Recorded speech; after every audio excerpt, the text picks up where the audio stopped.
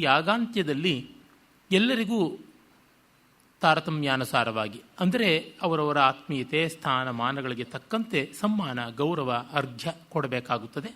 ಆ ಅರ್ಘ್ಯ ಪ್ರದಾನದಲ್ಲಿ ಮೊದಲ ಅರ್ಘ್ಯ ಯಾವುದು ಅಂತಂದರೆ ಭೀಷ್ಮ ಅದನ್ನು ಕೇಳಿದೊಡನೆ ಆರಂಭ ಮಾಡ್ತಾನೆ, ಕೃಷ್ಣನಿಗೆ ಕೊಡಬೇಕು ಅಂತ ಹೇಳ್ತಾನೆ.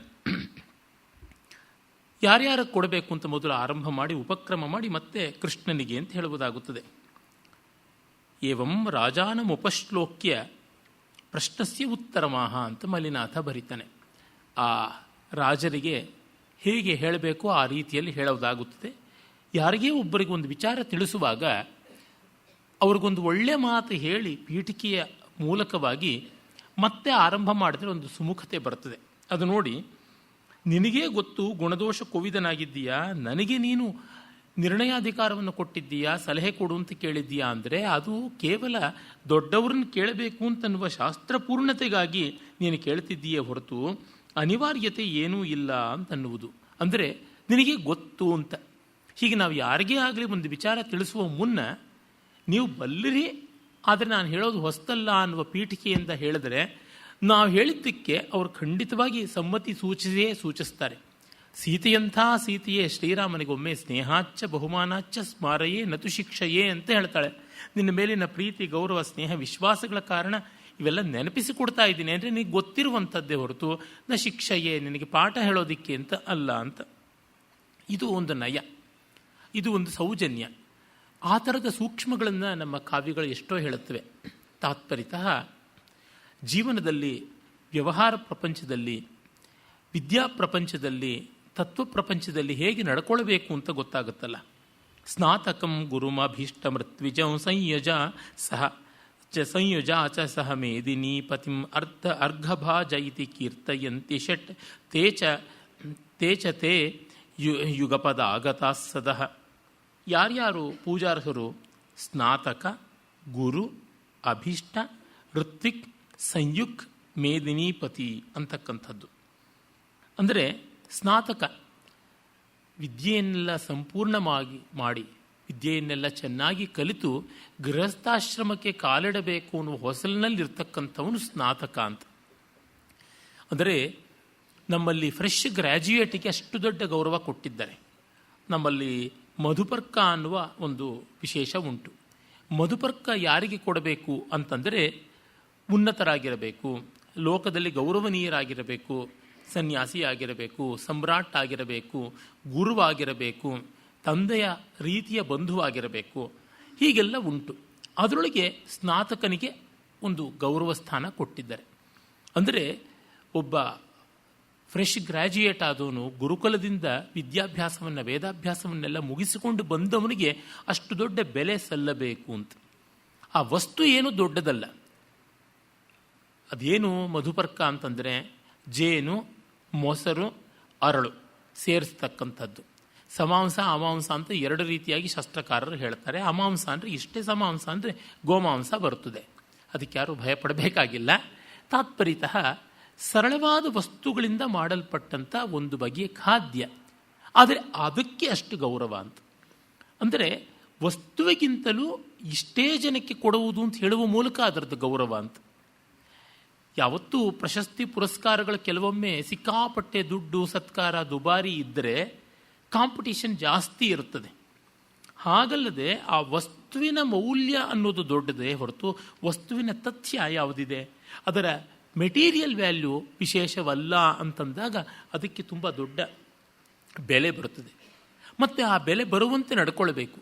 ನೀವು ಗಮನಿಸಿರಬಹುದು, ಕೆಲವು ಲೇಖಕರು, ವಿದ್ವಾಂಸರು, ಅವರುಗಳ ಅಭಿಪ್ರಾಯ ಅಂದರೆ ಲೋಕ ಗೌರವದಿಂದ ಕಾಣುತ್ತದೆ. ಇಂಥವ್ರು XYZ ವಿದ್ವಾಂಸರು ಇಂಥವರಿಗೆ ಮುನ್ನುಡಿ ಬರೆದರು ಅಂದರೆ ಲೋಕ ಎಲ್ಲ ಅವರು ದಾಕ್ಷಿಣ್ಯ ಇಲ್ಲದೆ ಪ್ರಾಮಾಣಿಕವಾಗಿ ವಿದ್ವತ್ತೆಯಿಂದ ಬರೀತಾರೆ, ಅವರು ಇಂಥ ಲೇಖಕ ಒಳ್ಳೆಯವನು ಅಂದರೆ ಅವರು ಒಳ್ಳೆಯವರು ಅಂತನ್ನುವ ವಿಶ್ವಾಸ ಇರಬೇಕು. ಹಾಗಲ್ಲದೆ ಎಲ್ಲರಿಗೂ ಕೂಡ ಆಹಾ ಓಹೋ ಅಂತ ಬರೆಯೋ ಥರ ಆಗಿಬಿಟ್ರೆ ಇವರು ಎಲ್ರಿಗೂ ಒಂದೇ ಥರ ಕೊಂಡಾಡಿಬಿಡ್ತಾರೆ ಅಥವಾ ಎಲ್ರಿಗೂ ಒಂದೇ ಥರ ಬೈದು ಕಳಿಸ್ತಾರೆ ಅಂತ ಆಗುತ್ತದೆ. ತರತಮ ವಿವೇಕ ಇರಬೇಕು, ಸ್ಥಾನಮಾನ ನಿರ್ದೇಶನ ಇರಬೇಕು, ಮತ್ತೊಬ್ಬರಿಗೆ ಬೇಸರವಾಗಬಾರ್ದು, ಅರೆ ಸತ್ಯ ಮರೆಯಬಾರ್ದು. ಇದು ಬಹಳ ದೊಡ್ಡ ನಯ. ಹೀಗುಂಟು. ಅಂತಹ ಒಂದು ಕ್ರಮದಲ್ಲಿ ಸ್ನಾತಕನಿಗೆ ಮತ್ತು ಶ್ರೋತ್ರಿಯನಿಗೆ ಸನ್ಯಾಸಿಗೆ, ಮೂರ್ಧಾಭಿಷಿಕ್ತನಾದ ರಾಜನಿಗೆ, ಇಂಥವರಿಗೆಲ್ಲ ಗೌರವ ಉಂಟು. ಇಲ್ಲಿ ಕೂಡ ಅಗ್ರಪೂಜೆಗೆ ಸ್ನಾತಕಂ ಗುರುಂ ಅಂದರೆ ವಿದ್ಯಾದಾನ ಮಾಡಿದಂಥ ಗುರು ಆಚಾರ್ಯ ಅವನಿಗೆ, ಆಮೇಲೆ ಋತ್ವಿಕ್ ಅಂದರೆ ಯಜ್ಞದಲ್ಲಿ ಯಾರು ನೆರವಾಗ್ತಾನೋ, ಹೋತ್ರವಾಗಿಯೋ ಉದ್ಗಾತ್ರವಾಗಿಯೋ ಅಧ್ವರ್ಯವಾಗಿಯೋ ಆ ಥರದವನು, ಮತ್ತು ನಿರಂತರವಾಗಿ ಅಗ್ನಿ ಪರಿಚರ್ಯೆ ಮಾಡ್ತಾ ಇರತಕ್ಕಂಥ ಸಾಧಕ ಕರ್ಮಿಷ್ಠ ಆತ. ಸಂಯುಕ್ ಅಂತ, ಸಂಯುಕ್ ಅಂದರೆ ಸಂಬಂಧಿ ಅಂತ. ಸಂಸ್ಕೃತದಲ್ಲಿ ಬೀಗರು ಅನ್ನೋದಕ್ಕಿರುವ ಶಬ್ದ ಸಂಬಂಧಿ ಅಂತ. ಇದು ತಮಿಳಿನಲ್ಲಿ ಹಾಗೆ ಬಳಕೆಯಲ್ಲಿದೆ. ಸಂಬಂಧಿ ಅಂತ ಹೇಳ್ಬಿಟ್ಟು ಅಂತಾರೆ.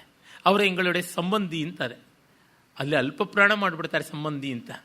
ಆದರೆ ಅದು ಸಂಬಂಧಿ, ಸಂಬಂಧ, ಅದರಿಂದಲೇ ಬೀಗ ಶಬ್ದ. ಅಂದರೆ ತಮಿಳು ಹೇಳ್ಕೊಳ್ಳೋದಕ್ಕೆ ನಾನು ಸಂಸ್ಕೃತಕ್ಕೆ ದೂರವಾಗಿರುವಂಥದ್ದು, ನಮ್ಮದೇ ದ್ರವಿಡವಾದಂಥ ಬೇರೆ ಪರಂಪರೆ ಉಂಟು ಅಂತ ಶುದ್ಧ ಹಳವಂಡ, ಅದೇನೂ ಹಾಗಲ್ಲ. ಎಷ್ಟೋ ತಮಿಳುನಾಡಿನ ಸಂಪ್ರದಾಯಗಳು ಎಲ್ಲ ಶಾಸ್ತ್ರೀಯವಾದ ವೈದಿಕವಾದದ್ದೇ ಆಗಿದೆ, ಸಂಸ್ಕೃತ ಪರಂಪರೆಗೆ ಸೇರಿರುವಂಥದ್ದು ಸ್ಪಷ್ಟವಾಗಿ ಗೊತ್ತಾಗುತ್ತದೆ. ಅದಷ್ಟು ಈ ಕಮ್ಯುನಿಸಮ್ಮು, ಕ್ರಿಶ್ಚಿಯಾನಿಟಿ ಇವರುಗಳೆಲ್ಲ ಮಾಡಿರ್ತಕ್ಕಂಥ ಕಾಪಟ್ಯ ಅದು ಸ್ಪಷ್ಟವಾಗಿ ನಮಗೆ ಗೊತ್ತಾಗುವಂಥದ್ದು. ಅದು ಹಾಗಿರಲಿ, ಸಂಯುಕ್ ಅವನಿಗೆ ಗೌರವ ಕೊಡಬೇಕು. ಅಂದರೆ ದ್ರುಪದ ಮಹಾರಾಜ ಬೀಗರ ಸ್ಥಾನದಲ್ಲಿ ಮಾವನಾಗಿ ಬರ್ತಕ್ಕಂಥವನು ಗೌರವನೀಯನಾದವನು. ಅಥವಾ ಮುಂದೆ ಉತ್ತರೆಯನ್ನು ಅಭಿಮನ್ಯು ಮದುವೆ ಮಾಡಿಕೊಂಡ್ರೆ ವಿರಾಟ, ಈ ರೀತಿಯಾದಂಥದ್ದು. ಆಮೇಲೆ ಮೇದಿನೀಪತಿ, ಸಾಮ್ರಾಜ್ಯ ಯಾವನ ಆಳ್ತಾನೆ ಅಂಥವನು. ಇವರೆಲ್ಲರೂ ಅರ್ಘಭಾಜ ಇತಿ ಕೀರ್ತಯಂತಿ ಷಟ್. ಈ 6 ಜನಕ್ಕೆ ಅರ್ಘ್ಯ ಸ್ವೀಕಾರದ ಯೋಗ್ಯತೆ ಇದೆ ಅಂತ ಹೇಳ್ತಾರೆ. ಹಾಗಾಗಿ ನೀನು ಇವರಲ್ಲಿ ಯಾರನ್ನ ಬೇಕಾದರೂ ಆಯ್ಕೆ ಮಾಡಿಕೊಳ್ಳಬಹುದು ಅಂತ ಹೇಳ್ಬಿಟ್ಟಂತಾನೆ. ಶೋಭಯಂತಿ ಪರಿತಃ ಪ್ರತಾಪಿನೋ ಮಂತ್ರಶಕ್ತಿ ವಿನಿವಾರಿತಾಪದ ತ್ವನ್ಮುಖಂ ಮುಖಭುವ ಸ್ವಯಂಭುವೋ ಭೂಭುಜಶ್ಚ ಪರ ಲೋಕಜಿಷ್ಣವ.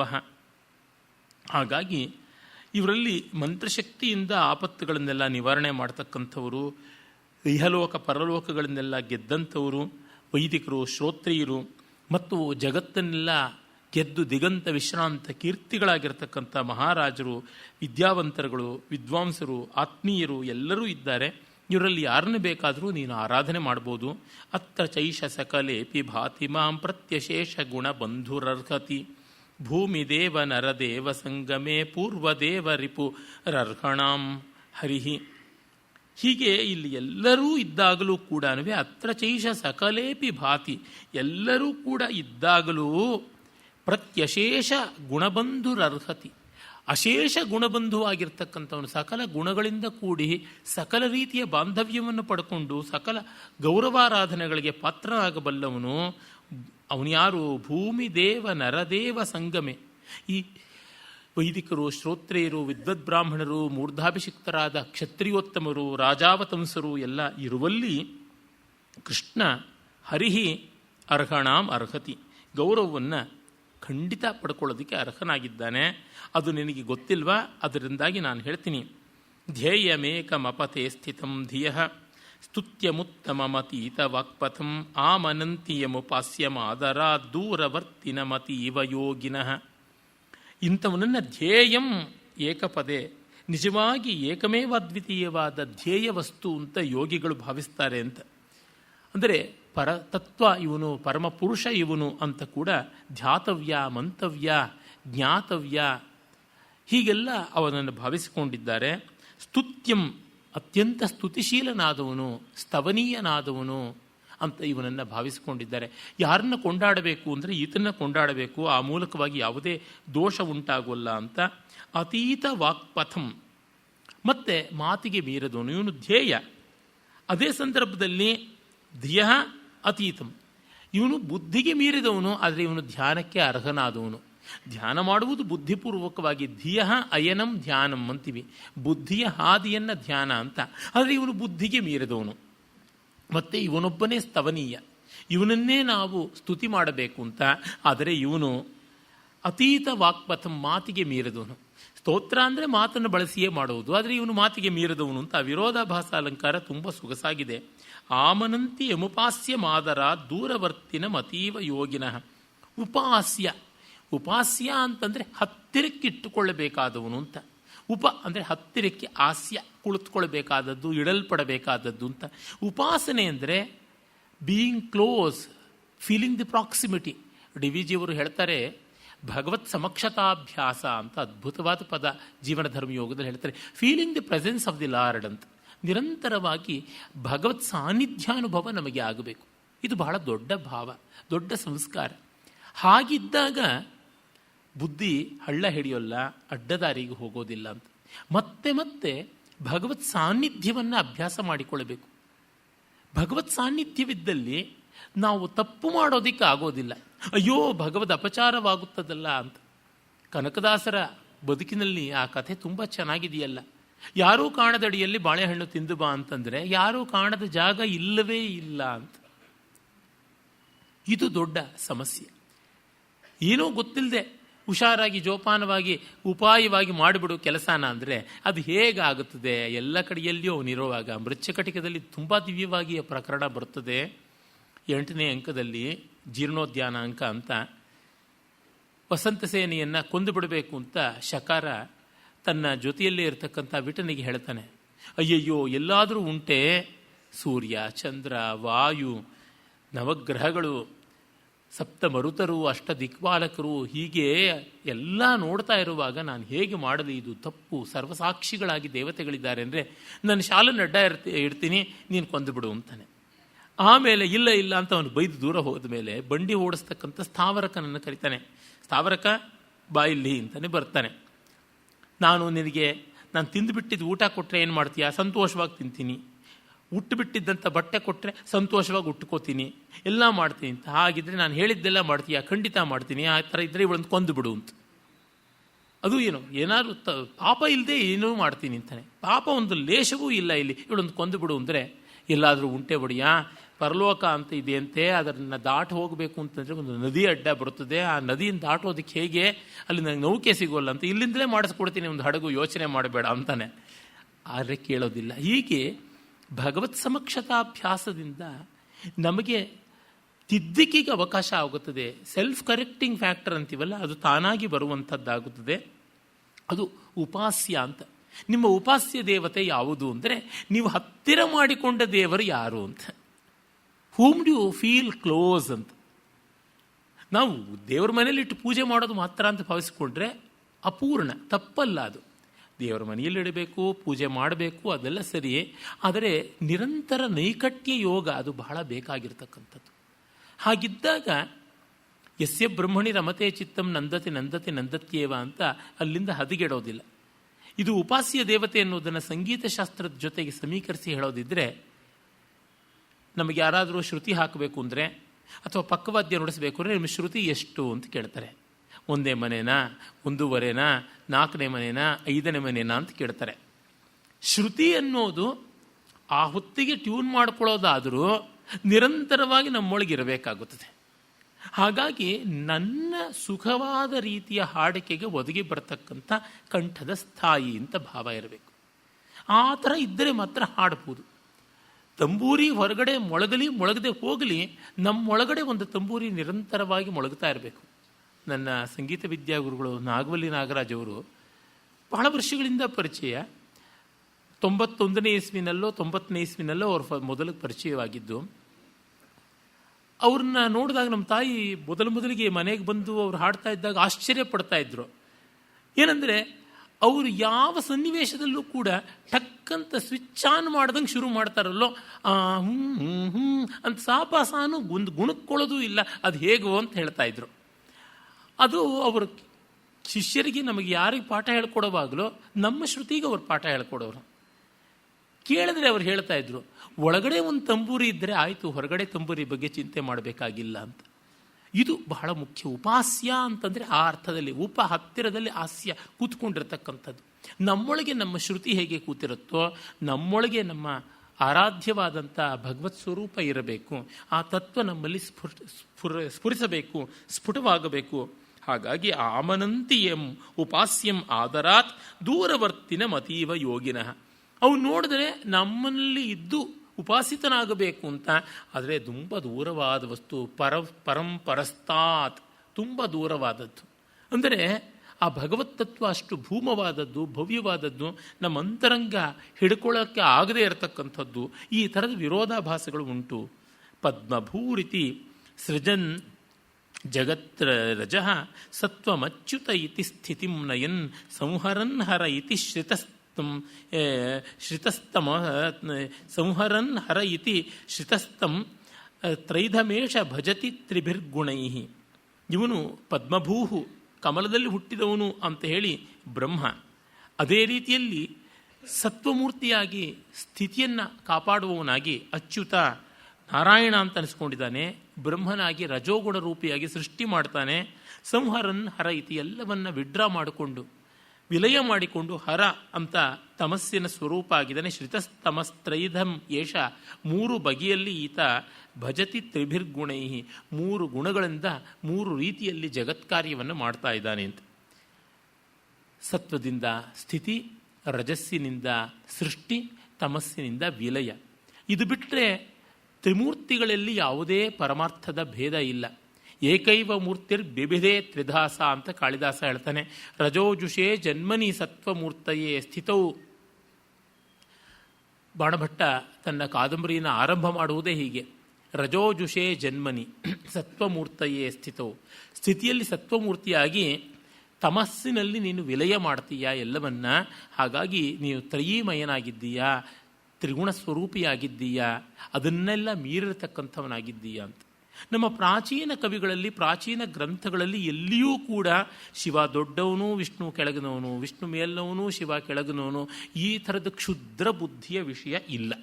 ಸ್ಪಷ್ಟವಾಗಿ ಹೇಳ್ತೀನಿ, ಅದು ಆಮೇಲೆ ಬಂದದ್ದಷ್ಟೇನೆ, ಅದಕ್ಕೆ ಮುಂಚೆ ಇದ್ದದ್ದೇ ಇಲ್ಲ. ಅವೆಲ್ಲ 10ನೇ ಶತಮಾನದ ಈಚೆಗೆ ಉಪದ್ವ್ಯಾಪಗಳು. ಅದಕ್ಕೆ ಮುಂಚೆ ಎಲ್ಲಿಯೂ ಇಲ್ಲ. ಪುರಾಣಗಳಲ್ಲಿ ಎಷ್ಟೆಷ್ಟೋ ಜನ ಕೆಟ್ಟದಾಗಿ ಪ್ರಕ್ಷೇಪಗಳು ಮಾಡಿದ್ದಾರೆ. ಒಳ್ಳೆಯ ರೀತಿಯಲ್ಲಿ ಭಾಗವತವನ್ನು, ವಿಷ್ಣು ಪುರಾಣವನ್ನು ನೋಡಿದ್ರೆ ಸ್ಪಷ್ಟವಾಗಿ ಗೊತ್ತಾಗುತ್ತದೆ. ಒಬ್ಬೊಬ್ಬರು ಒಂದೊಂದು ಮಠಕ್ಕೆ ಒಂದೊಂದು ಪಾಠಾಂತರ ಮಾಡಿಕೊಂಡಿದ್ದಾರೆ. ಅಂಥದ್ದಲ್ಲ.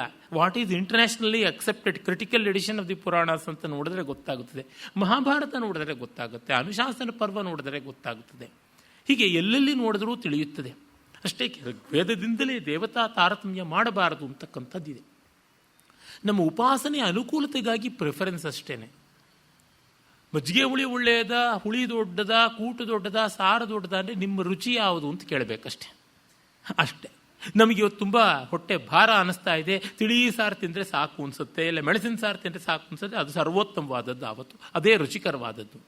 ಇಲ್ಲ ಇವತ್ತು ಸಿಕ್ಕಾಪಟ್ಟೆ ಕಣಕಣ ಅಂತ ಹೊಟ್ಟೆ ಕಾಯ್ತಾ ಇದೆ, ಬೆಟ್ಟಾನ ತಿಂದುಬಿಟ್ರೂ ಜೀರ್ಣ ಆಗುತ್ತೆ ಅಂತಿದ್ರೆ ಭರ್ಜರಿ ಕೂಟು ತಿನ್ನಿ, ಅದಕ್ಕೇನಂತೆ ಮಾಡೋಣ, ಶ್ರೀಮದ್ ಬೇಳೆ ಹುಳಿ ಮಾಡಿ ಹೊಟ್ಟೆ ತುಂಬಿಸೋಣ. ಖಂಡಿತವಾಗಿ ಆ ತರಹ ಆ ಹೊತ್ತಿಗೆ ಯಾವುದು ಯುಕ್ತವಾಗುತ್ತದೆ ಅದು ಅಧಿಕಾರಿ ಭೇದದಿಂದಾಗಿ ಬಂದದ್ದಷ್ಟೇ ಹೊರತು ನಮ್ಮ ಪ್ರಿಫರೆನ್ಸು.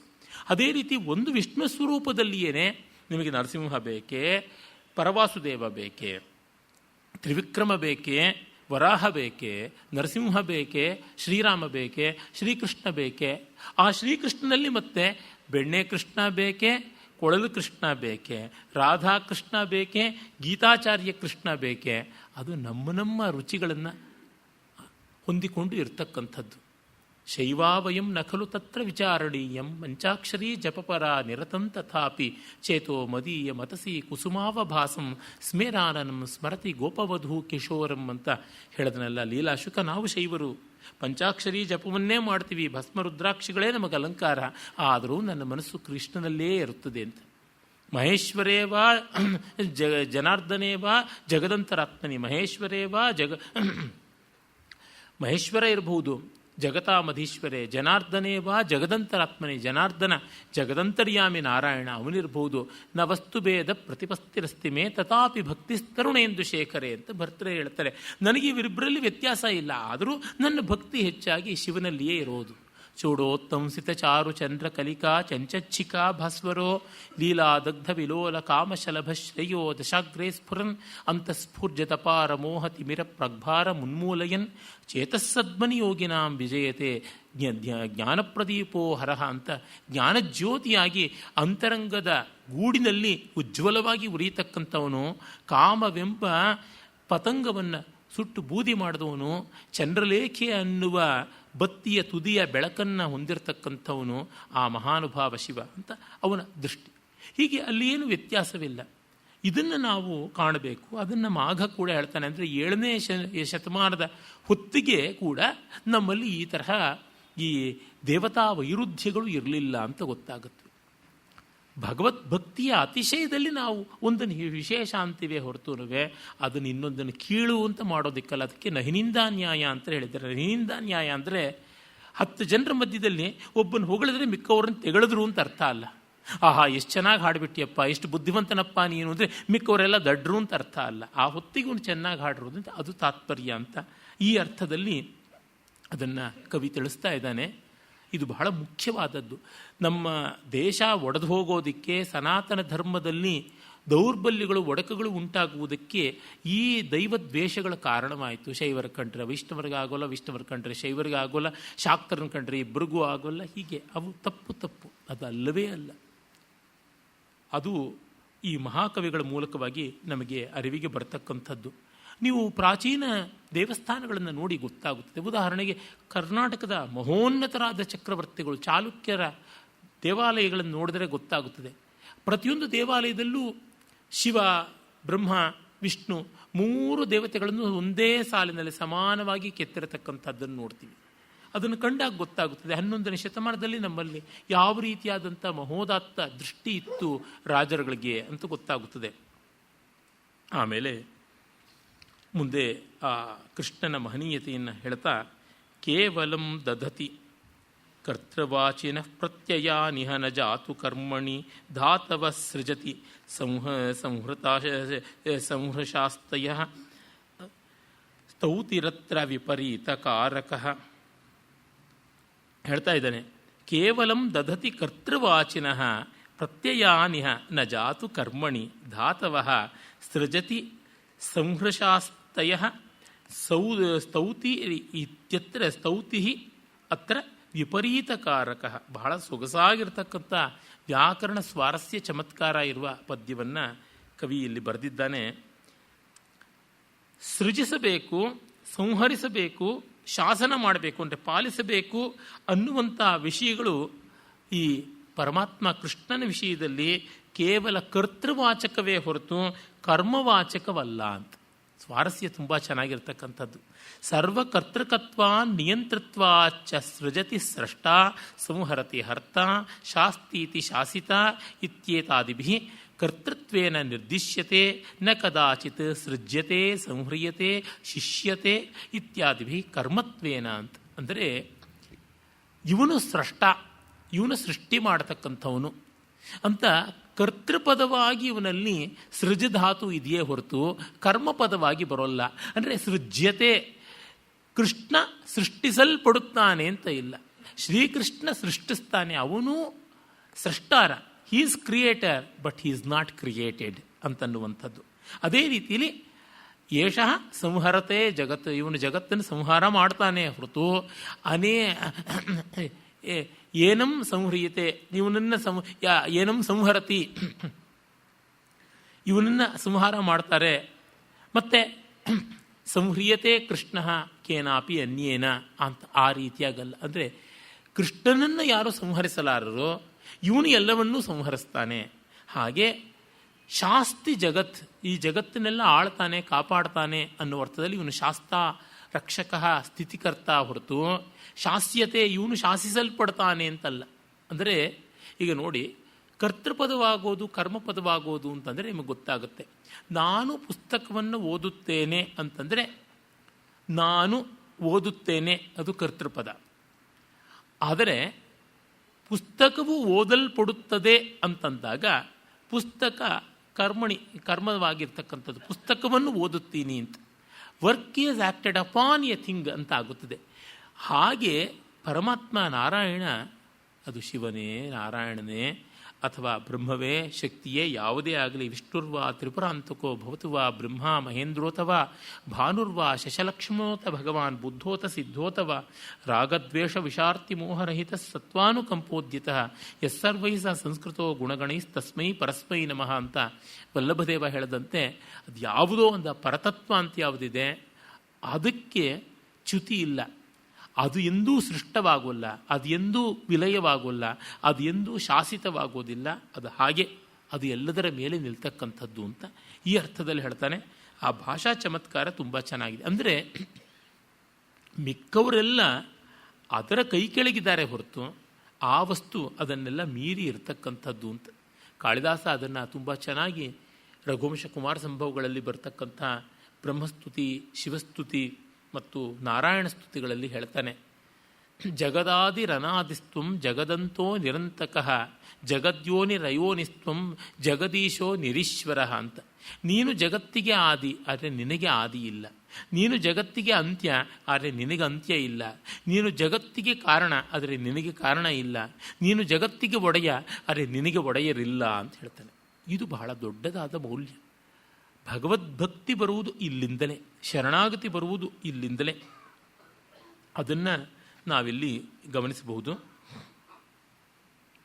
ಆಮೇಲೆ ಕವಿ ಮುಂದುವರೆದು ಹೇಳ್ತಾನೆ,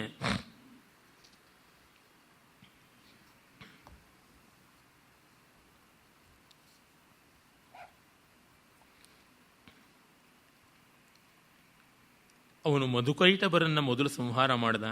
ಮತ್ಕುಣಾವಿವ ಪುರ ಪರಿಪ್ಲವೌ ಸಿಂಧುನಾಥ ಶಯನೆ ನಿಷೇದುಷಃ ಗಚ್ಚತ ಸ್ಮ ಮಧುಕೈಟಭೋ ವಿಭೋರ್ ಯಸ್ಯ ನೇತ್ರಸುಖ ವಿಘ್ನತಾಂ ನೈದ್ರಸುಖ ನಿಗ್ರ ವಿಘ್ನತಾಂ ಕ್ಷಣಂ ಯಸ್ಯ ನೈದ್ರಸುಖ ವಿಘ್ನತಾಂ ಕ್ಷಣಂ ಗಚ್ಚತಃ ಮಧುಕೈಟಭೋ ವಿಭೋ ಯಸ್ಯ ಮತ್ಕುಣಾವಿವ. ಯಾವಾಗ ಪರಮಾತ್ಮ ಯೋಗನಿದ್ರೆಯಲ್ಲಿದ್ದಾಗ ತಿಗಣೆಗಳ ತರಹ, ಮತ್ಕುಣ ಅಂದರೆ ಸಂಸ್ಕೃತದಲ್ಲಿ ತಿಗಣೆ ಅಂತ, ತಿಗಣೆಗಳ ತರಹ ಬಂದು ಬಾಧಿಸಿದಂತಹ ಮಧುಕೈಟಬರು ಅವನ ನಿದ್ರಾಸುಖವನ್ನು ಹಾಳುಗೆಡುವುದಕ್ಕೆ ನೋಡಿ ಅವರೇ ಶಾಶ್ವತ ನಿದ್ರೆಯನ್ನು ಪಡ್ಕೊಂಡ್ರು, ಅವರು ನಾಶನವಾಗಿಬಿಟ್ರು ಅಂತ. ಅಂದರೆ ಮಧುಕೈಟಬರು ಎಂಥ ದೊಡ್ಡ ರಾಕ್ಷಸರು. ಅವರು ತಿಗಣೆಗಳಿದ್ದಂತೆ, ಸೊಳ್ಳೆ ಇದ್ದಂತೆ, ನೊರಜಗಳು, ಗುಂಗಾಡು ಅಂತೀವಲ್ಲ ಆ ತರಹ ಅಂತಂದರೆ ಆ ಮಹಾದೇವನ ಪರಮಪುರುಷನ ಪರಾಕ್ರಮ ಎಂಥದ್ದು ಅಂತ ಗೊತ್ತಾಗುತ್ತದೆ. ಶ್ರೌತ ಮಾರ್ಗ ಸುಖ ಗಾನ ಕೋವಿದ ಬ್ರಹ್ಮಷಟ್ಚರಣ ಗರ್ಭಮುಜ್ವಲಂ ಶ್ರೀಮುಖೇಂದು ಸವಿಧೇಪಿ ಶೋಭತೆ ಯಸ್ಯ ನಾಭಿಸರಸಿ ಸರೋರುಹಂ. ಇನ್ನು ಬ್ರಹ್ಮ ಇವನ ನಾಭಿಯಲ್ಲಿ ಹುಟ್ಟಿದ ಕಮಲದಲ್ಲಿ ಒಂದು ದುಂಬಿ ಹಾಗೆ ವಿಹರಿಸ್ತಾ ಇದ್ದ. ದುಂಬಿ ಝಂಕಾರ ಮಾಡುತ್ತದೆ. ಆ ಬ್ರಹ್ಮ ಅನ್ನುವ ಭ್ರಮರ ಮಾಡ್ತಾ ಇದ್ದ ಝಂಕಾರವೇ 4 ವೇದಗಳು ಅಂತ. ತುಂಬ ಸುಂದರವಾದಂಥ ಕಲ್ಪನೆಯನ್ನು ಮಾಡ್ತಾ ಇದ್ದಾನೆ. ಹಾಗೆ ಆ ರೀತಿಯಲ್ಲಿದ್ದ ಆ ಯೋಗನಿದ್ರೆಯ ಸಮಯದಲ್ಲಿ ಮಧುಕೈಟಬರು ಹುಟ್ಟಿ ಇಲ್ಲವಾದರೂ ಸತ್ಯವೃತ್ತಮಪಿ ಮಾಯಿನಂ ಜಗದ್ ವೃದ್ಧಮಪ್ಯುಚಿತ ನಿದ್ರಮರ್ಭಕಂ ಜನ್ಮ ಬಿಭ್ರತಮಜಂ ನವಂ ಬುಧ ಯಂ ಪುರಾಣ ಪುರುಷಂ ಪ್ರಚಕ್ಷತೆ. ಬಹಳ ಸೊಗಸಾದ ಪದ್ಯಗಳು. ಅವನು ಸತ್ಯವೃತ್ತ, ಸತ್ಯಸ್ವರೂಪ, ಸತ್ಯಸ್ಥಿತ, ಸತ್ಯಧರ್ಮ ಅಂತೆಲ್ಲ ವಿಷ್ಣು ಸಹಸ್ರಾಮಾದಿಗಳಲ್ಲಿ ಹೇಳ್ತೀವಲ್ಲ. ಸತ್ಯಸ್ವರೂಪಿಯಾಗಿದ್ದರೂ ಮಾಯಾವಿ. ಇಂದ್ರೋ ಮಾಯಾಭಿಪುರೂಪಯೀಯತೆ ಅಂತಲೇ ಋಗ್ವೇದ ಹೇಳುತ್ತದೆ. ಮಾಯಾಸ್ವರೂಪಿ ಅಂತ ಅಂದರೆ ಭಗವಂತನ ಬಲ ಅದು ಮಾಯೆ, ಆದರೆ ಜೀವನ ದೌರ್ಬಲ್ಯ ಅವಿದ್ಯೆ. Asset of Brahman is maya and liability of jiva is avidya ಅಂತ ಕರಿತೀವಿ. ಅಂದರೆ ಬ್ರಹ್ಮಕ್ಕೆ ಅದೊಂದು ಶಕ್ತಿ, ಜೀವಕ್ಕೆ ಅಜ್ಞಾನ ಒಂದು ದೌರ್ಬಲ್ಯ, ನಿಶ್ಶಕ್ತಿ ಅಂತ. ಜೀವ ಬ್ರಹ್ಮವೇ, ಜೀವೋ ಬ್ರಹ್ಮೈವ ನಾಪರಃ. ಆದರೆ ಅವಿದ್ಯೆಯಿಂದ ನಿವೃತ್ತವಾಗಬೇಕು. ಆ ಅವಿದ್ಯಾ ನಿವೃತ್ತಿಗಾಗಿಯೇ ಸಕಲ ಶಾಸ್ತ್ರಗಳು, ಸಾಧನಗಳು ಎಲ್ಲ ಇರತಕ್ಕಂಥದ್ದು. ಅವಿದ್ಯೆಗೆ ಕಾರಣ ಯಾವುದು ಅಂದರೆ ಕಾರಣಗಳು ಹುಟ್ಟಿದ್ದೇ ಅವಿದ್ಯೆಯಿಂದ ಆದ ಕಾರಣ. ಅದಕ್ಕೆ ಕಾರಣ ಎಲ್ಲಿಂದ ಅಂತ ಹೇಳೋದಕ್ಕೆ ಸಾಧ್ಯವಿಲ್ಲ. ಈಗ ಕಾಲಕ್ಕೆ ಮುಂಚೆ ಅಂತನ್ನೋ ಪದ ಬಳಸೋದಕ್ಕೆ ಸಾಧ್ಯವಾ ಅಂತನ್ನುವ ಮಾತನ್ನು ಆರಂಭ ಮಾಡೋಕ್ಕೆ, ಮುಂಚೆ ಆಮೇಲೆ ಈಗ ಎಲ್ಲ ಕಾಲಾಧೀನವಾದದ್ದು. ಹಾಗಾಗಿ ಕಾಲಕ್ಕಿಂತ ಮುಂಚೆ ಅಂತ ಹೇಳೋದಕ್ಕೆ ಹೋದರೆ ಕಾಲವೇ ಬರುತ್ತದೆ. ಅಂದರೆ we are still in the domain of time and speaking that we are beyond time ಅಂತ ಅದಾಗುವಂಥದ್ದಲ್ಲ. ಹಾಗೆ ದೇಶಕ್ಕಿಂತ ಭಿನ್ನವಾಗಿ, ದೇಶಕ್ಕಿಂತ ಹೊರತಾಗಿ ಮತ್ಯಾವುದಿತ್ತು ಅಂದರೆ other than space. What space ಅಂದರೆ ಇಟ್ ಆಕ್ಯುಪೈಸ್ ಎವ್ರಿಥಿಂಗ್ ಅಂತ ಅರ್ಥ. ಈ ಜಾಗಕ್ಕಿಂತ ಭಿನ್ನವಾಗಿ ಮತ್ತೊಂದು ಜಾಗ ಯಾವುದಿತ್ತು ಅಂದರೆ ಅದೆಲ್ಲವೂ ಕೂಡ ಒಂದೇ ಜಾಗ, ದೇಶ ಅಂತ. ಹೀಗೆ what else existed before time what else existed other than space ಅಂದರೆ ಮತ್ತೆ ಅದೇ ದೇಶಕಾಲಗಳಿಗೆ ಬರಬೇಕಾಗುತ್ತದೆ, ಸುತ್ತಿ ಸುತ್ತಿ ಅಲ್ಲೇ ಇರಬೇಕಾಗುತ್ತದೆ. ಈ ಕಾರಣದಿಂದ ಕಾರ್ಯಕಾರಣ ಭಾವ, ಕಾಸ್ ಆ್ಯಂಡ್ ಎಫೆಕ್ಟ್ ಅಂತೀವಲ್ಲ, ಈ theory of causation is product of avidya. ಅದು ಅವಿದ್ಯಾ ಮೂಲವಾದದ್ದು. ಹಾಗಾಗಿ ಅವಿದ್ಯಾ ನಿವೃತ್ತಿಯನ್ನು ಮಾಡಿಕೊಳ್ಳಬೇಕು ಅಂತಂದರೆ ಅಧ್ಯಾರೋಪಾಪವಾದಾಭ್ಯಾಂ ನಿಷ್ಪ್ರಪಂಚೋ ಪ್ರಪಂಚತೆ ಯಥಾ ಸಂಪ್ರದಾಯವಿದಾಹು ಅಂತ ಶಂಕರ ಭಗವತ್ಪಾದರು ಹೇಳಿದ್ರಲ್ಲ. ಅಧ್ಯಾರೋಪಾಪವಾದ, ಸೂಪರ್ ಇಂಪೋಸಿಷನ್ ಅಂಡ್ ನೆಗೇಷನ್ ಅಂತಂತೀವಿ. ಅದು ಬಿಟ್ಟು ಬೇರೆ ದಾರಿಯೇ ಇಲ್ಲ. ಆದ ಕಾರಣದಿಂದಲೇ ಪಂಚಕೋಶ ಸಂಕ್ರಮಣ ವಿದ್ಯೆ, ಅವಸ್ಥಾತ್ರಯ ಮೊದಲಾದಂಥ ಪ್ರಕ್ರಿಯೆಗಳನ್ನು ಮಾಡಿರುವಂಥದ್ದು ಆಗಿದೆ. ಅದರ ವಿಸ್ತರಣೆಗೆ ನಾನಿಲ್ಲಿ ಹೋಗ್ತಾ ಇಲ್ಲ. ತಾತ್ಪರ್ಯತಃ ನಾವು ನೋಡೋದಿದ್ದರೆ ವೇದಾಂತವನ್ನು ಜೀವನಾನುಭವದ ಮೂಲಕವಾಗಿ ಗಟ್ಟಿ ಮಾಡಿಕೊಳ್ಳಬೇಕು. ಶ್ರವಣ ಅದು ವೇದಾಂತ ಶಾಸ್ತ್ರ. ಮನನ ನಮ್ಮೊಳಗೆ ತರ್ಕ ಮಾಡಿಕೊಳ್ಳುವುದು. ನಿಧಿಧ್ಯಾಸನ ಅಂದರೆ ಹಾಗೆ ತರ್ಕಶುದ್ಧವಾಗಿ ಅನುಭವದಿಂದ, ಅಂದರೆ ಲೋಕಾನುಭವದಿಂದ ಈ ಶಾಸ್ತ್ರಾನುಭವವನ್ನು ಸಮನ್ವಯ ಮಾಡಿಕೊಳ್ತಕ್ಕಂಥದ್ದು ಅದು ಇರುವ ಮನನ. ಆಗ ಉಳಿತಕ್ಕಂಥ ಸತ್ಯ ನಿಧಿಧ್ಯಾಸನ. ಅದನ್ನು ಮತ್ತೆ ಮತ್ತೆ ತಂದುಕೊಳ್ತಾ ಇರಬೇಕು ಮನಸ್ಸಿಗೆ. ಅದೇ ನಿಧಿಧ್ಯಾಸನ ಅಂತಂದರೆ. ಅಂದರೆ ಮತಿತಾರ್ಥವಾದ ತತ್ವ ಯಾವುದಿದೆ, ಮತಿತಾರ್ಥವಾದ ಸತ್ಯ ಏನಿದೆ, ಅದನ್ನು ಮತ್ತೆ ಮತ್ತೆ ತಂದುಕೊಳ್ತಾ ಇರಬೇಕು. ಅದು ಹೇಗೆ ಅಂತಂದರೆ, ಒಂದು ಶ್ಲೋಕವನ್ನು ಬಾಯ್ಪಾಠ ಮಾಡಬೇಕು ಅಂದರೆ ಮೊದಲು ಬರ್ಕೊಳ್ಬೇಕು, ಅರ್ಥ ಮಾಡಿಕೊಳ್ಬೇಕು, ಸ್ಪಷ್ಟವಾಗಿ ಉಚ್ಚರಿಸಬೇಕು, ಆಮೇಲೆ ಬಾಯಿಗೆ ಬರೋವರೆಗೂ ರಿಪೀಟ್ ಮಾಡ್ತಾನೆ ಇರಬೇಕು. Again and again take it to memory ಅಂತೀವಲ್ಲ, ಮತ್ತೆ ಮತ್ತೆ ಮನಸ್ಸಿಗೆ ತಂದುಕೊಳ್ತಾ ಇರತಕ್ಕಂಥದ್ದು. ಆ ರೀತಿ ಮಾಡುವುದು. ಅದು ಬಿಟ್ಟು ಬೇರೆ ಯಾವುದೇ ದಾರಿ ಇಲ್ಲ. ಇದನ್ನೇ ತ್ರ್ಯಂಗ ಯೋಗ ಅಂತ ವೇದಾಂತದಲ್ಲಿ 3 ಅಂಗದ ಯೋಗ. ಶ್ರೋತವ್ಯೋ ಮಂತವ್ಯೋ ನಿಧಿಧ್ಯಾಸಿತವ್ಯ ಅಂತ ಯಾಜ್ಞವಲ್ಕ್ಯರು ಬೃಹದಾರಣ್ಯಕೋಪನಿಷತ್ತು ಹೇಳ್ತಾರೆ. ಆತ್ಮಾವಾ ರೇ ಶ್ರೋತವ್ಯೋ ಮಂತವ್ಯೋ ನಿಧಿಧ್ಯಾಸಿತವ್ಯ. ಅದು ಬಹಳ ಮುಖ್ಯ. ಶ್ರೋತವ್ಯ ಶ್ರವಣ, ಮಂತವ್ಯ ಮನನ, ನಿಧಿಧ್ಯಾಸಿತವ್ಯ ಅದು ನಿಧಿಧ್ಯಾಸನ ಅಂತ ಸ್ಪಷ್ಟವಾಗುವಂಥದ್ದು. ಹೀಗೆ ಈ ಬಗೆಯಲ್ಲಿ ಉಂಟು.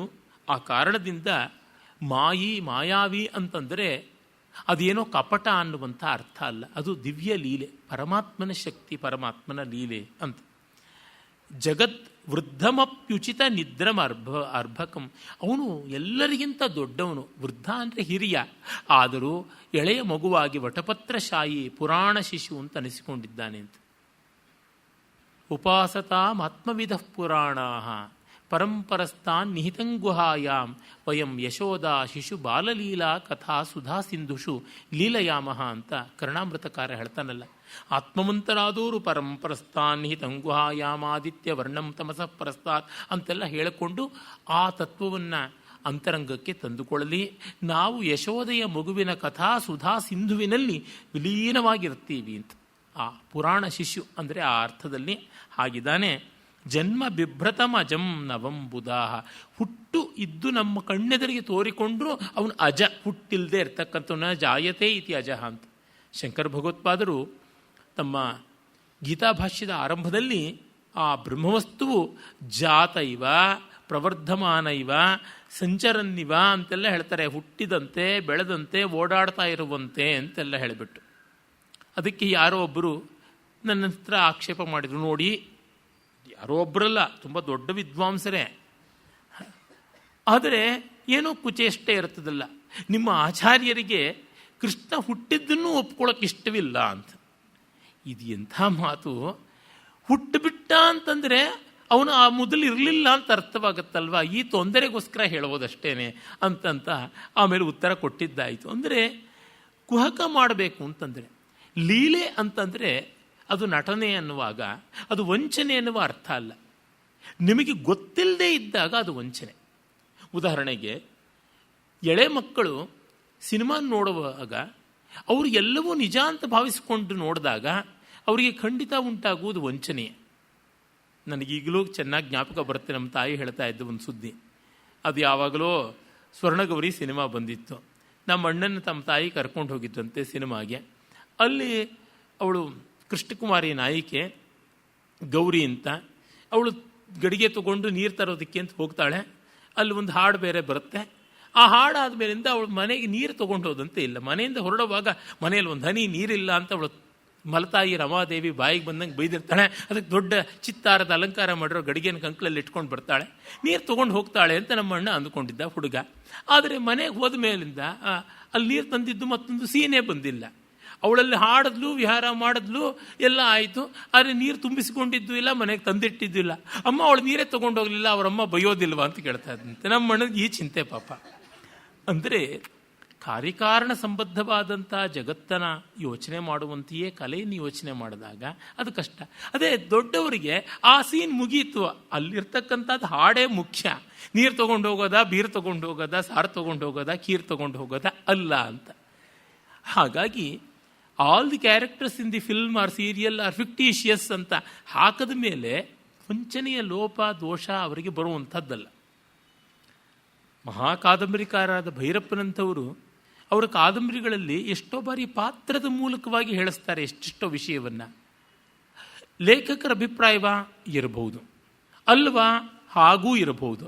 ಆದರೆ ಪಾತ್ರದ ಅಭಿಪ್ರಾಯವಾಗಿ ಸನ್ನಿವೇಶಕ್ಕೆ ಸರಿಯಾಗಿದೆಯೋ ಇಲ್ವೋ, ಬಹಳ ಸರಿಯಾಗಿದೆ, ಅಲ್ಲಿಗೆ ಮುಗೀತಷ್ಟೆ.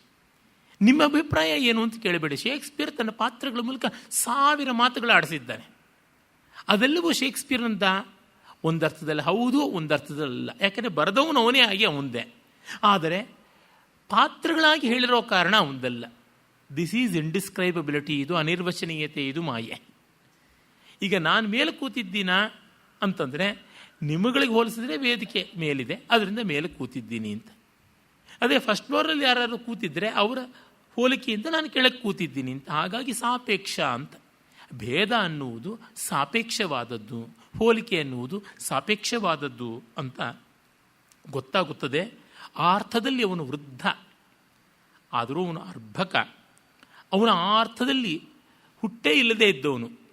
ಆದರೆ ಅವನು ನಿಜವಾಗಿಯೂ ಜನ್ಮ ತಾಳಿ ಶಂಖಚಕ್ರ ಗದಾಧಾರಿಯಾಗಿ, ಮಯೂರ ಪಿಂಚಾವತಂಸನಾಗಿ, ಕಸ್ತೂರಿ ತಿಲಕನಾಗಿ ಇಲ್ಲಿ ವಿಹಾರ ಮಾಡ್ತಾ ಇದ್ದಾನೆ. ಅಗ್ರಪೂಜೆಗಾಗಿ ಎದುರು ನಿಂತಿದ್ದಾನೆ. ರಾಜಸೂಯಾಗ ಸಂರಕ್ಷಣೆ ಮಾಡ್ತಾ ಇದ್ದಾನೆ. ಯಾದವ ಲೋಕ ಪ್ರಮುಖನಾಗಿ, ಪಾಂಡವ ಬಂಧುವಾಗಿ ಇದ್ದಾನೆ. ಹೌದು ಹಾಗೆ. ಅಂದರೆ 2 ರೀತಿಯಾದ ಒಂದು ಸ್ಥಿತಿ. ಇಟ್ಸ್ ಎ ಪ್ಯಾರಡಾಕ್ಸಿಕಲ್ ಸ್ಟೇಟ್ಮೆಂಟ್ ಅಂತ. ಆದರೆ ಸತ್ಯ ಹೌದೇ ಹೌದು. ಒಬ್ಬನೇ ವ್ಯಕ್ತಿ, ಒಬ್ಬಳಿಗೆ ಗಂಡ, ಒಬ್ಬಳಿಗೆ ಮಗ, ಒಬ್ಬಳಿಗೆ ತಂದೆ, ಒಬ್ಬಳಿಗೆ ಮಾವ, ಇನ್ನೊಬ್ಬಳಿಗೆ ಮಾಸ್ಟರ್ ಅಂದರೆ ಗುರು, ಅಥವಾ ಮತ್ತೊಬ್ಬಳಿಗೆ ಶಿಷ್ಯ, ಇನ್ನೊಬ್ಬಳಿಗೆ ಅಧಿಕಾರಿ, ಮತ್ತೊಬ್ಬಳಿಗೆ ಅಧೀನ ಸೇವಕ, ಒಬ್ಬಳಿಗೆ ಮಿತ್ರ, ಇನ್ನೊಬ್ಬರಿಗೆ ಶತ್ರು, ಹೇಗೂ ಇರಬಹುದು. ಇಷ್ಟೆಲ್ಲ ಒಬ್ಬನೇ ಆಗಿರೋಕ್ಕೆ ಸಾಧ್ಯವ ಅಂದರೆ ಬೇರೆ ಬೇರೆಯವ್ರಿಗೆ ಆಗಿರತಕ್ಕಂಥದ್ದು. ಈ ರೀತಿಯಾಗಿ ನಾವು ಗಮನಿಸಬೇಕು. ಇಂಥ ಎಷ್ಟೋ ಸ್ವಾರಸ್ಯ ಸೂಕ್ಷ್ಮಗಳನ್ನೆಲ್ಲ ಕವಿ ಇಲ್ಲಿಟ್ಟಿದ್ದಾನೆ. ಪೂರ್ಣವಾಗಿ ವೇದಾಂತ ತತ್ವವೇ ಇಲ್ಲಿರತಕ್ಕಂಥದ್ದು. ಕಾಳಿದಾಸ, ಭಾರವಿ, ಮಾಘ, ಶ್ರೀಹರ್ಷ ಈ ಪಂಚಮಹಾಕಾವ್ಯಗಳನ್ನು ಬರೆದ 4 ಕವಿಗಳು ಕೂಡ ವೇದಾಂತ ತತ್ವವನ್ನು, ಕೇವಲಾದ್ವೈತವನ್ನು ಅಲ್ಲಲ್ಲಲ್ಲಿ ಕಾವ್ಯದ ಇಡೀ ತೋರಿಸ್ತಾ ಬರ್ತಾರೆ. ನಮಗೆ ಗೊತ್ತಾಗುತ್ತದೆ ಅದು ಎಷ್ಟು ಬಗೆಯಲ್ಲಿ ಜನತೆಗೆ ತಲುಪಿದ್ದು ಅಂತ. ನಿಜಕ್ಕೂ ಸನಾತನ ಧರ್ಮ ಇಷ್ಟು ದೃಢವಾಗಿ ಏನೆಲ್ಲ ವಿಪತ್ತುಗಳನ್ನು, ಏನೆಲ್ಲ ತೊಂದರೆಗಳನ್ನು ಮೀರಿ ನಿಂತಿದೆ ಅಂತಂದರೆ ಅದಕ್ಕೆ ಕಾರಣ ನಮ್ಮ ಕವಿಗಳು, ತತ್ವಪದಕಾರರು, ವಾಗ್ಗೇಯಕಾರರು, ಮತ್ತು ಜೋಗಿಗಳು, ಜಂಗಮರು, ಸಿದ್ಧರು, ಹರಿದಾಸರು, ವಾರಕರಿ ಸಂಪ್ರದಾಯದವರು, ವಚನಕಾರರು, ಶಾಕುನಿಕರು, ಆಟವಿಕರು, ಈ ಥರ ಎಷ್ಟೆಷ್ಟೋ ಜನ ತಮ್ಮ ತಮ್ಮ ರೀತಿಯಲ್ಲಿ ಲೋಕದಲ್ಲಿ ಇವೆಲ್ಲವನ್ನು ಪ್ರಚಾರ ಮಾಡ್ತಾ ಇದ್ದಿದ್ರಿಂದಲೇ ಅದು ಉಳಿದದ್ದು. ಪ್ರತಿಯೊಬ್ಬರೂ ಅದನ್ನು ಹೇಳ್ತಾ ಇದ್ದರು. ಹಾಗಾಗಿ ಉಳಿಯಿತು. ಇಲ್ಲದೇ ಇರ್ತಿರಲಿಲ್ಲ. ಯಾರೋ ಕೆಲವರು ಹೇಳಬೇಕು ಅಂದರೆ ಆಗ್ತಾ ಇರಲಿಲ್ಲ. ಡಿ ವಿ ಜಿಯವರೊಂದು ಕಡೆ ಬಹಳ ಚೆನ್ನಾಗಿ ಬರೀತಾರೆ. ನಮ್ಮ ರಾಮಾಯಣ ಮಹಾಭಾರತಗಳಿಗೆ ವ್ಯಾಖ್ಯಾನ ಮಾಡಿದಂಥ ಗೋವಿಂದರಾಜರಾಗಲಿ, ಅಥವಾ ಮಾಹೇಶ್ವರ ತೀರ್ಥರಾಗಲಿ, ಅಥವಾ ನಾಗೇಶ ಭಟ್ಟರಾಗಲಿ, ಇಂಥವ್ರಿಗಿಂತ ಆಗಿರೋ ಉಪಕಾರಕ್ಕಿಂತ ಹೆಚ್ಚಿನ ಉಪಕಾರ ನಮ್ಮ ತ್ಯಾಗರಾಜರಿಂದ, ತೊರವೆ ವಾಲ್ಮೀಕಿ ಅಂದರೆ ತೊರವೆ ನರಹರಿಯಿಂದ, ಕಂಬನಿಂದ, ಭಾಸ್ಕರನಿಂದ, ತುಳಸಿದಾಸರಿಂದ ಆಗಿದೆ ಅಂತ. ಯಾಕೆಂದರೆ ಸಂಸ್ಕೃತದಲ್ಲಿ ಅವ್ರಿಗೆ ಯಾವುದೋ ಪ್ರೌಢವಾದ ಗ್ರಂಥ ಬರೆದರೆ ಜನಸಾಮಾನ್ಯರಿಗೆ ಹೇಗೆ ಗೊತ್ತಾಗಬೇಕು? ಅವರಿಗೆ ಈ ದೇಶ ಭಾಷೆಗಳಲ್ಲಿ ಹೀಗೆಲ್ಲ ಹಾಡುಗಳು ಬರೆದವರು, ಕಾವ್ಯಗಳು ಬರೆದವರು, ಅವ್ರ ಮೂಲಕ ಗೊತ್ತಾಯಿತು ಅಂತ. ಮಹಾಭಾರತಕ್ಕೆ ವ್ಯಾಖ್ಯಾನ ನೀಲಕಂಠ ಚತುರ್ಧರನಂತ ಹಲವರು ಬರೆದಿದ್ದಾರೆ ನಿಜ. ವಾದಿರಾಜರು ಲಕ್ಷಾಲಂಕಾರ ಅಂತಲೇ ಬರೆದಿದ್ದಾರೆ. ಆದರೆ ಜನಕ್ಕೆಲ್ಲ ಮುಟ್ಟಿದ್ದು ಹೇಗೆ? ತೊಗಲ್ಗೊಂಬೆ ಆಟದಿಂದ, ಯಕ್ಷಗಾನದಿಂದ, ಬಯಲಾಟದಿಂದ, ದೊಡ್ಡಾಟ, ಸಣ್ಣ ಆಟ, ಈ ಥರ ಅದೆಷ್ಟು ಪ್ರಕಾರಗಳಿಂದ ಗೊತ್ತಾಯಿತು. ಕುಮಾರವ್ಯಾಸನಂಥ ವರಕವಿಗಳಿಂದ ಗೊತ್ತಾಯಿತು. ಹೀಗೆ ನಾವು ನೋಡಿದಾಗ ತತ್ವ ಪ್ರಚಾರ ಎಷ್ಟೆಲ್ಲ ರೀತಿಯಲ್ಲಿ ಆಗಿದೆ ಅಂತ ಗೊತ್ತಾಗುತ್ತದೆ. ಇವೆಲ್ಲ ಸೇರಿ ಸನಾತನ ಧರ್ಮ, ಇವೆಲ್ಲ ಸೇರಿ ಭಾರತೀಯ ಸಂಸ್ಕೃತಿ ಅಂತ. ಹಾಗಾಗಿ ಕಾವ್ಯಗಳಲ್ಲಿ ಅನೇಕ ವಿಷಯಗಳು ಬರುತ್ತವೆ. ಈಗಿನ ಕಥೆ ಕಾದಂಬರಿಗಳಲ್ಲಿ ಯಾವುದೋ ಒಂದು ಘಟನೆ ಅಂದರೆ ಅದು ಮಾತ್ರ ಇರುತ್ತೆ, ಮಿಕ್ಕಿದ್ದು ಯಾವುದೂ ಇರೋಲ್ಲ. ಯಾಕೆಂದರೆ ಬರೆಯೋನಿಗಷ್ಟು ಗೊತ್ತೂ ಇರೋಲ್ಲ. 3 ಮತ್ತೊಂದು ಓದ್ಕೊಂಡಿರ್ತಾರೆ, ಅದರಿಂದನೇ ಶುರು ಮಾಡ್ಕೊಂಡು ಬಿಡ್ತಾರೆ. ಎಲ್ಲಿ ಗೊತ್ತಾಗುತ್ತದೆ? ಅರಮನೆ ಕಲಿತು, ಸೂಳೆ ಮನೆಗಲ್ತು, ಸವಣ್ಣ ಮನೆಗಲ್ತು, ಬಲ್ಲರ ಬಗೆಗಲ್ತು ಕಾವ್ಯವನ್ನು ಬರೀಬೇಕು. ಎಲ್ಲವನ್ನು ತಿಳ್ಕೊಂಡಿರಬೇಕು. ಅರಮನೆ, ಗುರುಮನೆ, ಎಲ್ಲ ಕಡೆಯಲ್ಲೂ ವ್ಯವಹಾರ ಏನು, ವರ್ತನೆ ಏನು, ವಿಚಾರ ಏನು ಗೊತ್ತಿರಬೇಕು. ಹಾಗಿಲ್ಲದೇ ಇದ್ದರೆ ಆ ಕಥೆ ಕಾವ್ಯ ಅರಮನೆಗೆ ಅಲ್ತು, ಸವಣ್ಣ ಮನೆಗಲ್ತು, ಸೂಳೆ ಮನೆಗಲ್ತು, ನಾಡೆ ಬಲ್ಲರ ಬಗೆಗಲ್ತು, ಅದಾವ ಎಡೆಗೆ ಮಲ್ತು ಕಲ್ಪಿವಲಂ ಕವೀಂದ್ರರ. ಯಾವ ಕಡೆಗೂ ಹೋಗಲ್ಲ, ಎಲ್ಲೂ ಹೋಗಲ್ಲ, ಶಾಶ್ವತ ಸಾಹಿತ್ಯ ಮನೆಯಲ್ಲೇ ಬಿದ್ದಿರುತ್ತೆ ಅಂತ. ಹಾಗಾಗಿ ನೂರಾರು ವ್ಯಾಸಂಗ ಮಾಡಿ ಇಂಥ ಮಹಾಕವಿಗಳು ಬರೆದಿರುವ ಈ ಅಂಶಗಳನ್ನು ನಾವು ಗಮನದಲ್ಲಿ ಇಟ್ಕೊಳ್ಬೇಕು. ಆಮೇಲೆ ಅವನು ಆ ಪರಮಾತ್ಮನ ಲೀಲಾ ವಿಲಾಸಗಳನ್ನು, ಅವತಾರಗಳನ್ನು ಕೆಲವನ್ನು ವರ್ಣಿಸ್ತಾನೆ.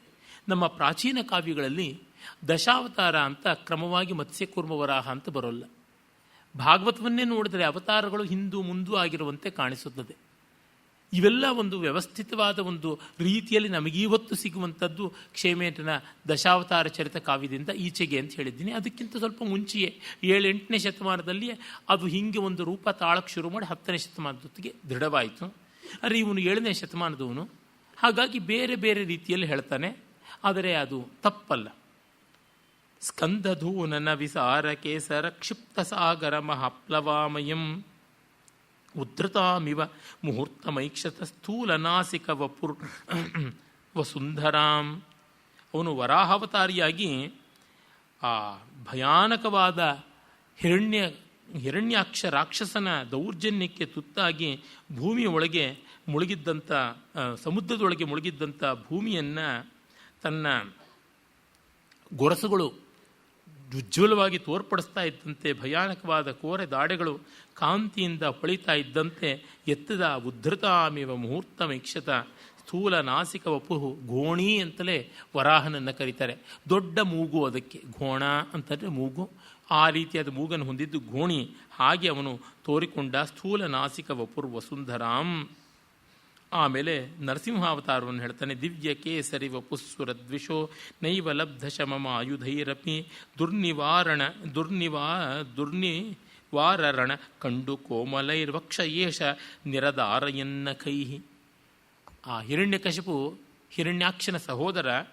ಅವನು ಹಗಲು ಸಾಯಬಾರ್ದು, ಇರಳು ಸಾಯಬಾರ್ದು, ಒಳಗೆ ಸಾಯಬಾರ್ದು, ಹೊರಗೆ ಸಾಯಬಾರ್ದು, ಮೇಲೆ ಸಾಯಬಾರ್ದು, ಕೆಳಗೆ ಸಾಯಬಾರ್ದು, ಜೀವ ಇದ್ದಿದ್ದರಿಂದ ಸಾಯಬಾರ್ದು, ಜೀವ ಇಲ್ಲದೇ ಇರೋದ್ರಿಂದ ಸಾಯಬಾರ್ದು, ಪ್ರಾಣಿಯಿಂದ ಸಾಯಬಾರ್ದು, ಮನುಷ್ಯನಿಂದ ಸಾಯಬಾರ್ದು ಅಂತ ಮಾಡಿದ್ರೆ ಅವೆಲ್ಲ ಕಾಂಬಿನೇಷನ್ಗೂ ಮೀರಿದ ಒಂದು ಕಾಂಬಿನೇಷನ್ನಾಗಿ ಬಂದಂಥದ್ದು ನರಸಿಂಹಾವತಾರ. ಅವನ ರಣಕಂಡೂತಿ, ಅವನ ನವೆಯನ್ನು ಇವನು ಉಗುರಿಂದ ಹೋಗಲಾಡಿಸ್ದ ಅಂತ ಕವಿ ಚಮತ್ಕಾರ ಮಾಡ್ತಾನೆ. ದುರ್ನಿವಾರ ರಣಕಂಡು, ಕಂಡು ಅಂದರೆ ಕಂಡೂತಿ, ನವೆ, ಇರ್ಚಿಂಗ್ ಫೀಲಿಂಗ್ ಅಂತಿದೆಯಲ್ಲ, ದ ಇರ್ಚ್, ಅದನ್ನು ನಿದಾರಯನ್ನ ಕೈಹಿ ಕೋಮಲೈಹಿ, ಉಗುರುಗಳಿಂದಲೇ ಅದನ್ನು ಆ ನವೆನ ಹೋಗಲಾಡಿಸ್ದ ಅಂತ. ಅಂದರೆ ಹೊಟ್ಟೆ ಸೀಳಿ ಕರಳನ್ನು ಮಾಲೆ ಹಾಕ್ಕೊಂಡು ಅವನ ರಣಕಂಡೂತಿಯನ್ನು ಹೋಗಲಾಡಿಸ್ದ ಅಂತನೂ ವಿನೋದ ಚಮತ್ಕಾರವನ್ನು ಮಾಡ್ತಾನೆ. ನಮ್ಮ ಪ್ರಾಚೀನ ದೇವಾಲಯಗಳನ್ನು ನೋಡಿದ್ರೆ ಎದ್ದು ತೋರುವಂಥದ್ದು ಈ ವರಾಹ, ನರಸಿಂಹ, ವಾಮನ, ತ್ರಿವಿಕ್ರಮ, ಈ 4 ಸ್ವರೂಪಗಳನ್ನು ತುಂಬ ಕಾಣ್ತೀವಿ. ಮತ್ಸ್ಯಕೂರ್ಮ ಜಾಸ್ತಿ ಕಾಣೋದಿಲ್ಲ, ರಾಮಕೃಷ್ಣನ್ನೂ ಕಡಿಮೆ ಕಾಣತಕ್ಕಂಥದ್ದು. ಆದರೆ ಎಷ್ಟೋ ಬಾರಿ ರಾಮಾಯಣ ಮಹಾಭಾರತ ಅದೇ ಶಿಲ್ಪಗಳೇ ಇರುತ್ತವೆ. ನೀವು ಎಲ್ಲೋರಾಗಿ ಹೋಗಿ ನೋಡಿ, ಎಲ್ಲೋರಾದ ಕೇಂದ್ರ ಬಿಂದುವಾದ ಕೈಲಾಸನಾಥ ದೇವಸ್ಥಾನದಲ್ಲಿ ಮುಖದ್ವಾರದಲ್ಲಿ ಹೋದ ತಕ್ಷಣ ಆ ಕಡೆ ಈ ಕಡೆ ವರಾಹ ನರಸಿಂಹನೇ ಕಾಣಿಸ್ತಕ್ಕಂಥದ್ದು. ಮತ್ತು ನೀವು ಇತ್ತ ಬಾದಾಮಿಗೆ ಹೋಗಿ, ಬಾದಾಮಿಯಲ್ಲಿ ವಿಷ್ಣು ಗುಹೆ ಅಂತ ನೋಡಿದ್ರೆ ಅಲ್ಲಿ ವಾಮನ, ತ್ರಿವಿಕ್ರಮ, ನರಸಿಂಹ ಮತ್ತು ಪರವಾಸುದೇವ, ವರಾಹ ಇವುಗಳೇ ಕಾಣಿಸುತ್ತೆ. ರಾಮಕೃಷ್ಣ ಕಾಣಿಸೋದಿಲ್ಲ, ಮತ್ಸ್ಯಕೂರ್ಮ ಕಾಣಿಸೋದಿಲ್ಲ. ಈ ಕೆಲವು ರೂಪಗಳು ಹೆಚ್ಚು ಜನಜನಿತವಾಗಿತ್ತು ಅಂತ ಗೊತ್ತಾಗುತ್ತದೆ. ಅದರಿಂದ ಮಿಕ್ಕದು ಉಪೇಕ್ಷಣೀಯ ಅಂತ ಅಲ್ಲವೇ ಅಲ್ಲ ಅರ್ಥ, ಆದರೆ ಹೀಗೆ ಬೆಳಕೊಂಡು ಬಂದಿದ್ದಾಗಿತ್ತು ಅಂತ. ಅದಕ್ಕಾಗಿ ಈ 2 ಅವತಾರಗಳನ್ನು ಮುಖ್ಯವಾಗಿ ಹೇಳ್ತಾರೆ.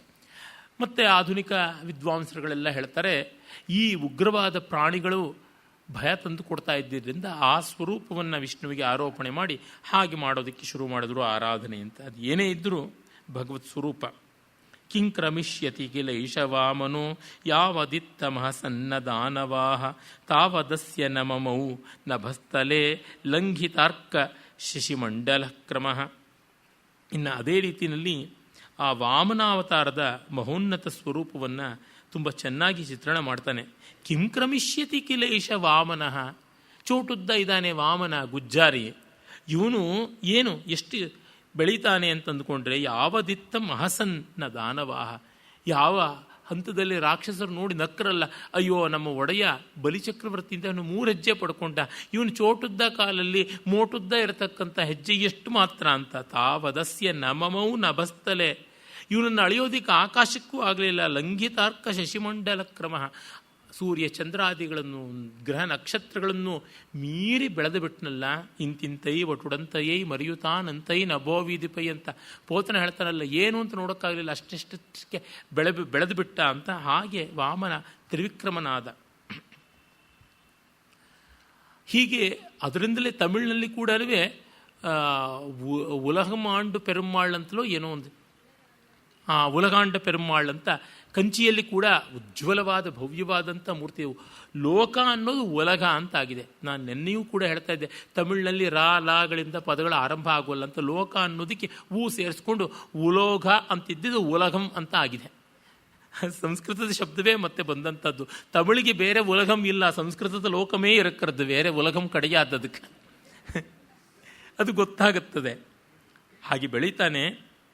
ಇನ್ನು ಕ್ರಾಮಿತೋಸ್ಯ ದದರ್ಶುರ್ದಿವೌಕಸೋ ದೂರ ಮೂರು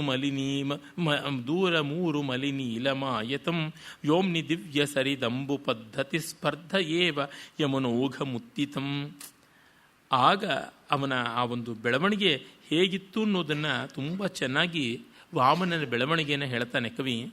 ಕ್ರಾಮತೋ ಅಸ್ಯ ದದಶು ದಿವೌಕಸ, ದೇವಲೋಕದಲ್ಲಿದ್ದಂಥ ದೇವತೆಗಳು ನೋಡಿದ್ರಂತೆ ಅವನು ಬೆಳೀತಾ ಇದ್ದಾಗ, ಕಾಲನ್ನು ಚಾಚ್ತಾ ಇದ್ದಾಗ, ದೂರಂ ಊರು ಅಲಿನೀಲ ಆಯತಂ, ದುಂಬಿಗಳ ಹಾಗೆ ನೀಲವಾಗಿದ್ದಂಥ ಉದ್ದವಾಗಿರತಕ್ಕಂಥದ್ದು ನೋಡಿದಾಗ ಇದೇನೋ ಗಂಗೆಯ ಜೊತೆಗೆ ಸ್ಪರ್ಧೆಯಿಂದ ಯಮುನೆ ಬೆಳೆದು ಬಿಟ್ಲಾ ಅನ್ನುವಂಥ ರೀತಿಯಲ್ಲಿ ಅವನ ನೀಲವಾದ ಪಾದ ಬೆಳೆಯಿತು ಅಂತ. ಕಾಳಿದಾಸ ಇದನ್ನೇ ವರ್ಣನೆ ಮಾಡ್ತಾನೆ. ಕ್ರೌಂಚರಂಧ್ರ ಅಂತ ಹಿಮಾಲಯ ಶ್ರೇಣಿಯಲ್ಲಿ ಒಂದು ಪರ್ವತದ ಭಾಗದಲ್ಲಿ ಒಂದು ಛೇದ ಇದೆ, ಸ್ಲಿಟ್ ರಂಧ್ರ ಇದೆ. ನೀವು ಗಂಗೋತ್ರಿಯಿಗೆ ಹೋಗುವಾಗ ದಾರಿಯಲ್ಲಿ ನೋಡಬಹುದು, ಅಲ್ಲಿ ಹರಶಿಲಾ ಅಂತ ಇದೆ, ಹರ್ಷಿಲ್ ಅಂತ ಈಗ ಹೇಳ್ತಾರೆ. ಆ ಹರಶಿಲಾ ಕಡೆಯಿಂದ ಹೋಗ್ತಾ ಇದ್ದಾಗ ಅಲ್ಲಿ ಹಿಮಾಲಯವೇ ಒಂದು ಗೋಡೆಯಂತೆ ಕಂಡು ಮಧ್ಯಕ್ಕೆ ಕತ್ತರಿಸಲ್ಪಟ್ಟಂತೆ ಯಾರೋ ಚಾಕು ಹಾಕಿ ಕುಯ್ದಿದ್ದಾರ ಅನ್ನುವಂತೆ ಕಾಣುತ್ತದೆ. ಅದು ಕ್ರೌಂಚರಂಧ್ರ ಅಂತ. ಅದನ್ನು ಹಂಸದ್ವಾರ ಅಂತ ಕೂಡ ಹೇಳ್ತಾ ಇದ್ರು. ಕುಮಾರಸ್ವಾಮಿ ತನ್ನ ಪರಾಕ್ರಮ ಪ್ರದರ್ಶನಕ್ಕಾಗಿ ಹಿಮಾಲಯದ ಒಂದು ಪರ್ವತವಾದ ಕ್ರೌಂಚದ ಮೇಲೆ ಬಾಣ ಬಿಟ್ಟಾಗ ಅದು ಮಧ್ಯೆ ಸೀಳಿತು, ಅದಕ್ಕಾಗಿ ರಂಧ್ರವಾಯಿತು ಅಂತ. ಈಗಲೂ ಮೈಗ್ರೇಟರಿ ಬರ್ಡ್ಸ್, ವಲಸೆ ಹಕ್ಕಿಗಳು ಹಿಮಾಲಯವನ್ನು ಮೀರಿ ಹಾರೋದಕ್ಕೆ ಯಾವುದಕ್ಕಾಗಲ್ವೋ ಅವು ಆ ಕ್ರೌಂಚ ರಂಧ್ರದ ಮೂಲಕ ಹೋಗುತ್ತವೆ. ಅದರಿಂದಲೇ ಹಂಸದ್ವಾರ ಅಂತ, ಹಂಸಗಳು ಹೋಗಿ ಬರೋಕ್ಕಾಗುತ್ತದೆ ಅಂತ. ಕಾಳಿದಾಸ ಮೇಘದೂತದಲ್ಲಿ ಮೇಘವನ್ನು ದಾರಿಯಲ್ಲಿ ಇಂಥ ಕಡೆ ಹೋಗು ಅಂತ ಹೇಳ್ತಾ, ನೀನು ಆ ಹಂಸ ದ್ವಾರದ ಮೂಲಕವಾಗಿ ಹೋಗು ಕ್ರೌಂಚರಂಧ್ರ, ನೀನು ಅದರ ಮೂಲಕ ನಿನ್ನ ಮೈ ಚಾಚಿದರೆ ವಾಮನ ತ್ರಿವಿಕ್ರಮನಾಗಿ ತನ್ನ ನೀಲಿಯ ಕಾಲನ್ನು ಚಾಚಿಕೊಂಡು ಸ್ವರ್ಗಕ್ಕೆ ದಾಪಿಡ್ತಾ ಇದ್ದಾನ ಅನ್ನುವಂತೆ ಅನಿಸುತ್ತದೆ. ಹಾಗೆ ನೀನು ಕಂಡಾಗಿರುತ್ತದೆ ಅಂತ ಬಹಳ ಸುಂದರವಾದ ಕಲ್ಪನೆ ಮಾಡ್ತಾನೆ. ಅದನ್ನೇ ಇಲ್ಲಿ ಕವಿ ತೆಗೆದುಕೊಂಡಿದ್ದಾನೆ. ಬಹಳ ಸೊಗಸಾದ ರೀತಿಯ ಕಲ್ಪನೆಯನ್ನು ಇಲ್ಲಿ ಮಾಡಿದ್ದಾನೆ. ಆಮೇಲೆ ಈಗ ಕೂರ್ಮ ಮೋಹಿನಿ ಆ ರೂಪಗಳನ್ನು ಹೇಳ್ತಾನೆ.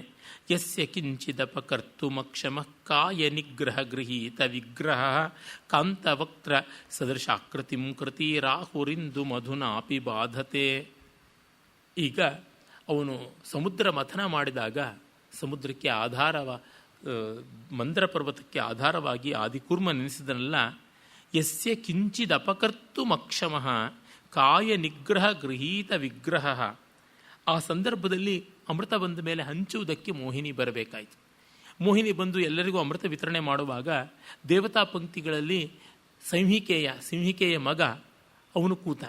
ಸಾಮಾನ್ಯವಾಗಿ ಕಥೆಗಳಲ್ಲಿ ಎಷ್ಟೋ ಕಡೆ ರಾಹು ಕೇತು ಅಂತ ಇಬ್ಬರು ಕೂತಿದ್ರು ಅಂತಾರಲ್ಲ, ಒಬ್ಬನೇ ಸಿಂಹಿಕೆಯ ಮಗ ಸಿಂಹಿಕೆಯ ಒಬ್ಬನೇ ಕೂತ, ಅವನು ಸ್ವರ್ಭಾನು ಅಂತಲೂ ಕರೀತಾರೆ.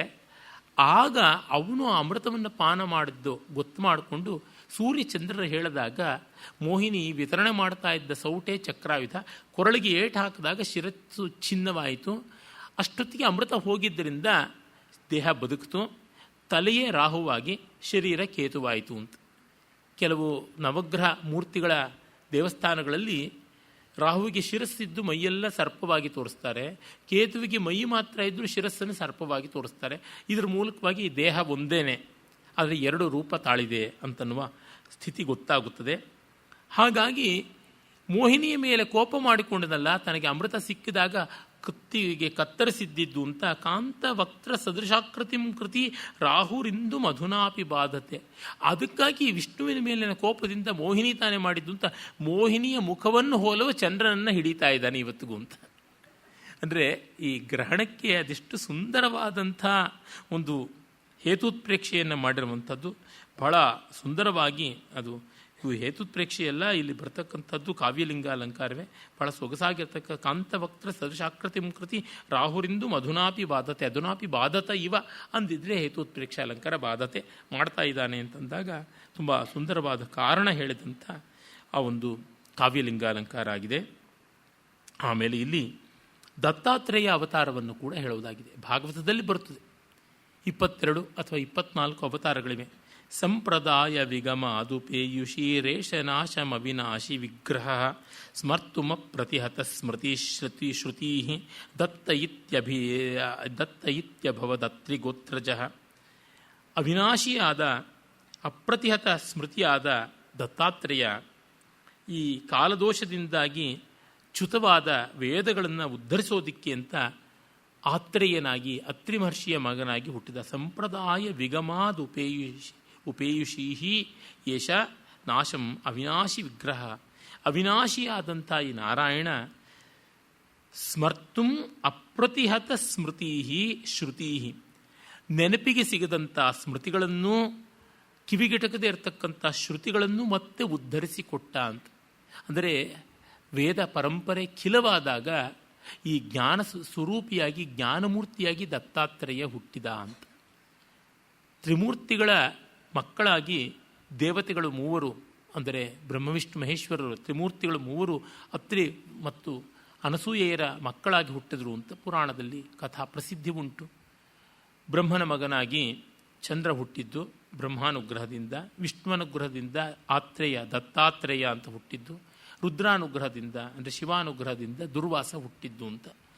ಆದರೆ ನಮ್ಮ ಲೋಕರೂಢಿನಲ್ಲಿ ತ್ರಿಮೂರ್ತಿಗಳು ಮೂವರು ಸೇರಿ ದತ್ತಾತ್ರೇಯನಾಗಿದ್ದು ಅಂತಲೂ ಉಂಟು. ಅಲ್ಲಿ ಮತ್ತೆ ತ್ರಿಮೂರ್ತಿಗಳ ಅಭೇದವೇ ಉಂಟು. ಔದುಂಬರ ವೃಕ್ಷ ಸ್ವರೂಪಿ ಅಂತೆಲ್ಲ ಬೆಳೆದು ಬಂದಿದೆ. ಈ ದತ್ತಾತ್ರೇಯ ಸಂಪ್ರದಾಯ ಹೆಚ್ಚು ಪ್ರಚಲಿತವಾದದ್ದು 7-8ನೇ ಶತಮಾನದಿಂದ ಈಚೆಗೆ ತುಂಬ ವ್ಯಾಪಕವಾಯಿತು. ಕಾಳಿದಾಸನ ಕಾಲದಿಂದ ಈಚೆಗೆ ಅಂತ ಅನ್ಬೋದು. 5ನೇ ಶತಮಾನದಿಂದ ಈಚೆಗೆ ಗುಪ್ತರ ಕಾಲದಲ್ಲಿ ಅಷ್ಟಾಗಿ ಕಾಣದೇ ಇದ್ದಿದ್ದು ಆಮೇಲೆ ಪ್ರತಿಹಾರರ ಕಾಲದಲ್ಲಿ, ಮೌಖರಿಗಳ ಕಾಲದಲ್ಲಿ, ಚಾಲುಕ್ಯ ರಾಷ್ಟ್ರಕೂಟರ ಕಾಲದಲ್ಲಿ ವ್ಯಾಪಕವಾಗುತ್ತಾ ಬಂತು. ಅತ್ರೇಯ ಸಂಪ್ರದಾಯ, ದತ್ತಾತ್ರೇಯ ಸಂಪ್ರದಾಯ, ಅವಧೂತ ಸಂಪ್ರದಾಯ ಅಂತಾಯಿತು. ಶಂಕರ ಭಗವತ್ಪಾದರು ವ್ಯಾಪಕವಾಗಿ ತಮ್ಮ ವೇದಾಂತ ಪ್ರವರ್ತನ ಮಾಡೋಕ್ಕೆ ಆರಂಭ ಮಾಡಿದ ಮೇಲೆ ಆ ವೇದಾಂತವನ್ನು ಜನಕ್ಕೆ ಮುಟ್ಟಿಸಿದ್ದೇ ಅವಧೂತ ಸಂಪ್ರದಾಯ. ಶಂಕರರು ಎಲ್ಲಿಯೋ ಭಾಷ್ಯ ಬರೆದು ಕೆಲವೊಬ್ಬರು ಶಿಷ್ಯರಿಗೆ ಮಾತ್ರ ಅದನ್ನು ಪಾಠ ಹೇಳಿದ್ರು. ಆದರೆ ಸಕಲತ್ರ ಸಮಾಜದಲ್ಲಿ ಇದು ಸಂಚಾರ ಮಾಡೋಕ್ಕಾಗಿದ್ದು ಇವರುಗಳ ಮೂಲಕವಾಗಿ. ನಾಥರು, ಸಿದ್ಧರು, ಯೋಗಿಗಳು, ವಾರಕರಿ ಸಂಪ್ರದಾಯದವರು, ಹೀಗೆ ಅನೇಕರು ಉಂಟು. ನೀವು ನೋಡಿ, ಮಹಾರಾಷ್ಟ್ರದಲ್ಲಿ ಬರತಕ್ಕಂಥ ಆ ಲೋಕೋತ್ತರವಾದ ಯಾವ ಜ್ಞಾನೇಶ್ವರಿ ಗ್ರಂಥ ಉಂಟು, ಅದು ಮತ್ತೆ ಈ ಅವಧೂತ ಸಂಪ್ರದಾಯದ್ದೇ. ಎಲ್ಲಿಯೂ ನಮಗೆ ಈ ಅವಧೂತ ಸಂಪ್ರದಾಯದ ಕೃತಿಗಳು ಕಾಣಿಸುತ್ತವೆ. ಅದು ಈಗಲೂ ಅಷ್ಟೇ ಮಹಾರಾಷ್ಟ್ರಾದಿಗಳಲ್ಲೆಲ್ಲ ತುಂಬ ಪ್ರಸಿದ್ಧವಾಗಿದೆ. ನಮ್ಮ ಉತ್ತರ ಕರ್ನಾಟಕದಲ್ಲೂ ಇದೆ. ತುಂಗಭದ್ರಾ ನದಿ ದಾಟಿ ಹತ್ತ ಕಡೆಗೆ ಹೋದಾಗ ತುಂಬ ವ್ಯಾಪಕವಾಗಿ ಕಾಣಿಸುತ್ತದೆ ಅವಧೂತ ಸಂಪ್ರದಾಯ, ಆತ್ರೇಯ ಸಂಪ್ರದಾಯ, ದತ್ತಾತ್ರೇಯ ಸಂಪ್ರದಾಯ ಅಂತ. ಅದು ಎಲ್ಲಿವರೆಗೆ ಅಂದರೆ ಶಿರ್ಡಿ ಬಾಬಾ ಇವರುಗಳೆಲ್ಲ ಅದೇ ಪರಂಪರೆಯಲ್ಲೇ ಬಂದವರು ಅಂತ ಗೊತ್ತಾಗುತ್ತದೆ. ಇವತ್ತಿಗೂ ಲೋಕದಲ್ಲಿ ಯಾವುದು ಪಾಪ್ಯುಲರ್ ಅದ್ವೈತ ಅಂತೀವಿ, ಸ್ಥೂಲಾದ್ವೈತವಾಗಿ ಪ್ರಸಿದ್ಧಿ ಹೊಂದಿರತಕ್ಕಂಥದ್ದು ಅದೇ ಸಂಪ್ರದಾಯ. ಶಂಕರರ ಕೇವಲಾದ್ವೈತ ಅದು ಮತ್ತೂ ಸೂಕ್ಷ್ಮವಾದದ್ದು. ಅದು ಅಜಾತಿವಾದದ ಹತ್ತಿರಕ್ಕೆ ಬರ್ತದೆ. ಶಂಕರರ ಪರಮಗುರು ಗೌಡಪಾದರ ಪ್ರವರ್ತನೆ ಆ ಮಟ್ಟವನ್ನು ಮುಟ್ಟುವುದು ಕಷ್ಟವಾಗಿದ್ದರಿಂದ ಬ್ರಹ್ಮೈಕಾನುಭವದ ಸ್ವರೂಪವನ್ನು ಹೇಳತಕ್ಕಂಥ ರೀತಿಯಲ್ಲಿ ಸಚ್ಚಿದಾನಂದ ಘನವೇ ಸತ್ಯ ಅಂತ ಹೇಳುವ ಬಗೆಯಲ್ಲಿ ಭೇದವನ್ನು ಮೀರಬೇಕು ಅನ್ನುವ ರೀತಿಯಲ್ಲಿ ಜನಸಾಮಾನ್ಯಕ್ಕೆಲ್ಲ ಮುಟ್ಟಿಸಿದಂಥದ್ದು ಈ ಅವಧೂತ ಪರಂಪರೆಗಳೇನೆ, ಮತ್ಯಾವುದೂ ಅಲ್ಲ. ಹಾಗಾಗಿಯೇ ಇವತ್ತಿಗೂ ನಮ್ಮ ದೇಶದಲ್ಲಿ ಹಾಗೆ ಉಂಟು. ಅದು ಚಿನ್ಮಯ ಮಿಷನ್ ಇರ್ಬೋದು, ರಾಮಕೃಷ್ಣಾಶ್ರಮ ಇರ್ಬೋದು, ಆನಂದಮಾಯಿ ಅಂತಿರ್ಬೋದು, ಎಲ್ಲಿಯೂ ನಾವಿದನ್ನೇ ಕಾಣ್ತಾ ಬರ್ತೀವಿ. ಹಾಗಾಗಿ ಇಲ್ಲಿ ದತ್ತಾತ್ರೇಯ ಅವತಾರದ್ದು ಉಲ್ಲೇಖ ಉಂಟು. ನೋಡಿ, ವೇದವನ್ನು ಉದ್ಧಾರ ಮಾಡಿದ್ದು ಮತ್ಸ್ಯಮೂರ್ತಿ ಅಂತ, ಅದು ಒಂದು ಪುರಾಣ ಕಥೆಯೇ. ಹಾಗೆ ದತ್ತಾತ್ರೇಯ ವೇದ ಮತ್ತು ಸ್ಮೃತಿಗಳನ್ನು ಎರಡನ್ನೂ ಪರಂಪರೆಯನ್ನು ಉಜ್ಜೀವನ ಮಾಡಿದ್ದು ಅಂತ ಪರಶುರಾಮನ ಅವತಾರವನ್ನು ಮುಂದೆ ಹೇಳ್ತಾನೆ ಕವಿ. ರೇಣುಕಾ ತನಯ ತಾಮುಪಾಗತ ಶಾತಿತ ಪ್ರಚುರ ಪತ್ರ ಸಂಹತಿ ಲೂನ ಭೂರಿ ಭುಜ ಶಾಖ ಮುಜ್ಜಿತ ಛಾಯಮರ್ಜುನವನಂ ವ್ಯಧಾದಯಂ. ಈಗ ಪರಶುರಾಮ ಅವತಾರಿಯಾಗಿ ಈತ ರೇಣುಕಾತನಯ ಅಂತನಿಸಿಕೊಂಡ ರೈಣುಕೇಯ ಜಾಮದಜ್ಞ ಅಂತ ಜಮದಜ್ಞ ರೇಣುಕೆಯರ ಮಗನಾಗಿ ಹುಟ್ಟಿದ ಕಾರ್ತಿವೀರ್ಯಾರ್ಜುನ ಅನ್ನುವ ವನವನ್ನು, ಅವನ 1000 ತೋಳುಗಳೆನ್ನುವ ಕೊಂಬೆರೆಂಬೆಗಳಿದ್ದಂಥ ಭುಜಶಾಖಂ ಉಜ್ಜಿತ ಛಾಯಂ, ಅವನಿಗೆ ನೆರಳಿಲ್ಲದಂತೆ ಮಾಡಿಬಿಟ್ಟ. ಅವನ ಭುಜಶಾಖೆಗಳನ್ನು ಕತ್ತರಿಸಿ ಹಾಕಿ ನೆರಳಿಲ್ಲದಂತೆ ಮಾಡಿದ ಅಂತ. ಪರಶು ಕೊಡಲಿ ಅದನ್ನು ಹಿಡಿದ ರಾಮ ಏಕಮೇವಾದ್ವಿತೀಯ ವ್ಯಕ್ತಿಯಾಗಿ ಕೇವಲ 2 ತೋಳುಗಳಿಂದ 1000 ತೋಳುಗಳನ್ನು ಕತ್ತರಿಸಿದ ಅಂತಕ್ಕಂಥ ಕಥೆ ನಮಗೆ ಪ್ರಸಿದ್ಧವಾಗಿ ಗೊತ್ತು. ಆಮೇಲೆ ರಾಮಾವತಾರವನ್ನು ಹೇಳ್ತಾನೆ. ಯೇಷ ದಾಶರಥಿ ಭೂಯಮೇತ್ಯ ಚ ಧ್ವಂಸಿತೋದ್ಧತ ದಶಾನನಾಮಪಿ ರಾಕ್ಷಸೀಮಕೃತ ರಕ್ಷಿತ ಪ್ರಜಸ್ತೇಜಸಾಧಿಕ ವಿಭೀಷಣಾಂ ಪುರಿಂ.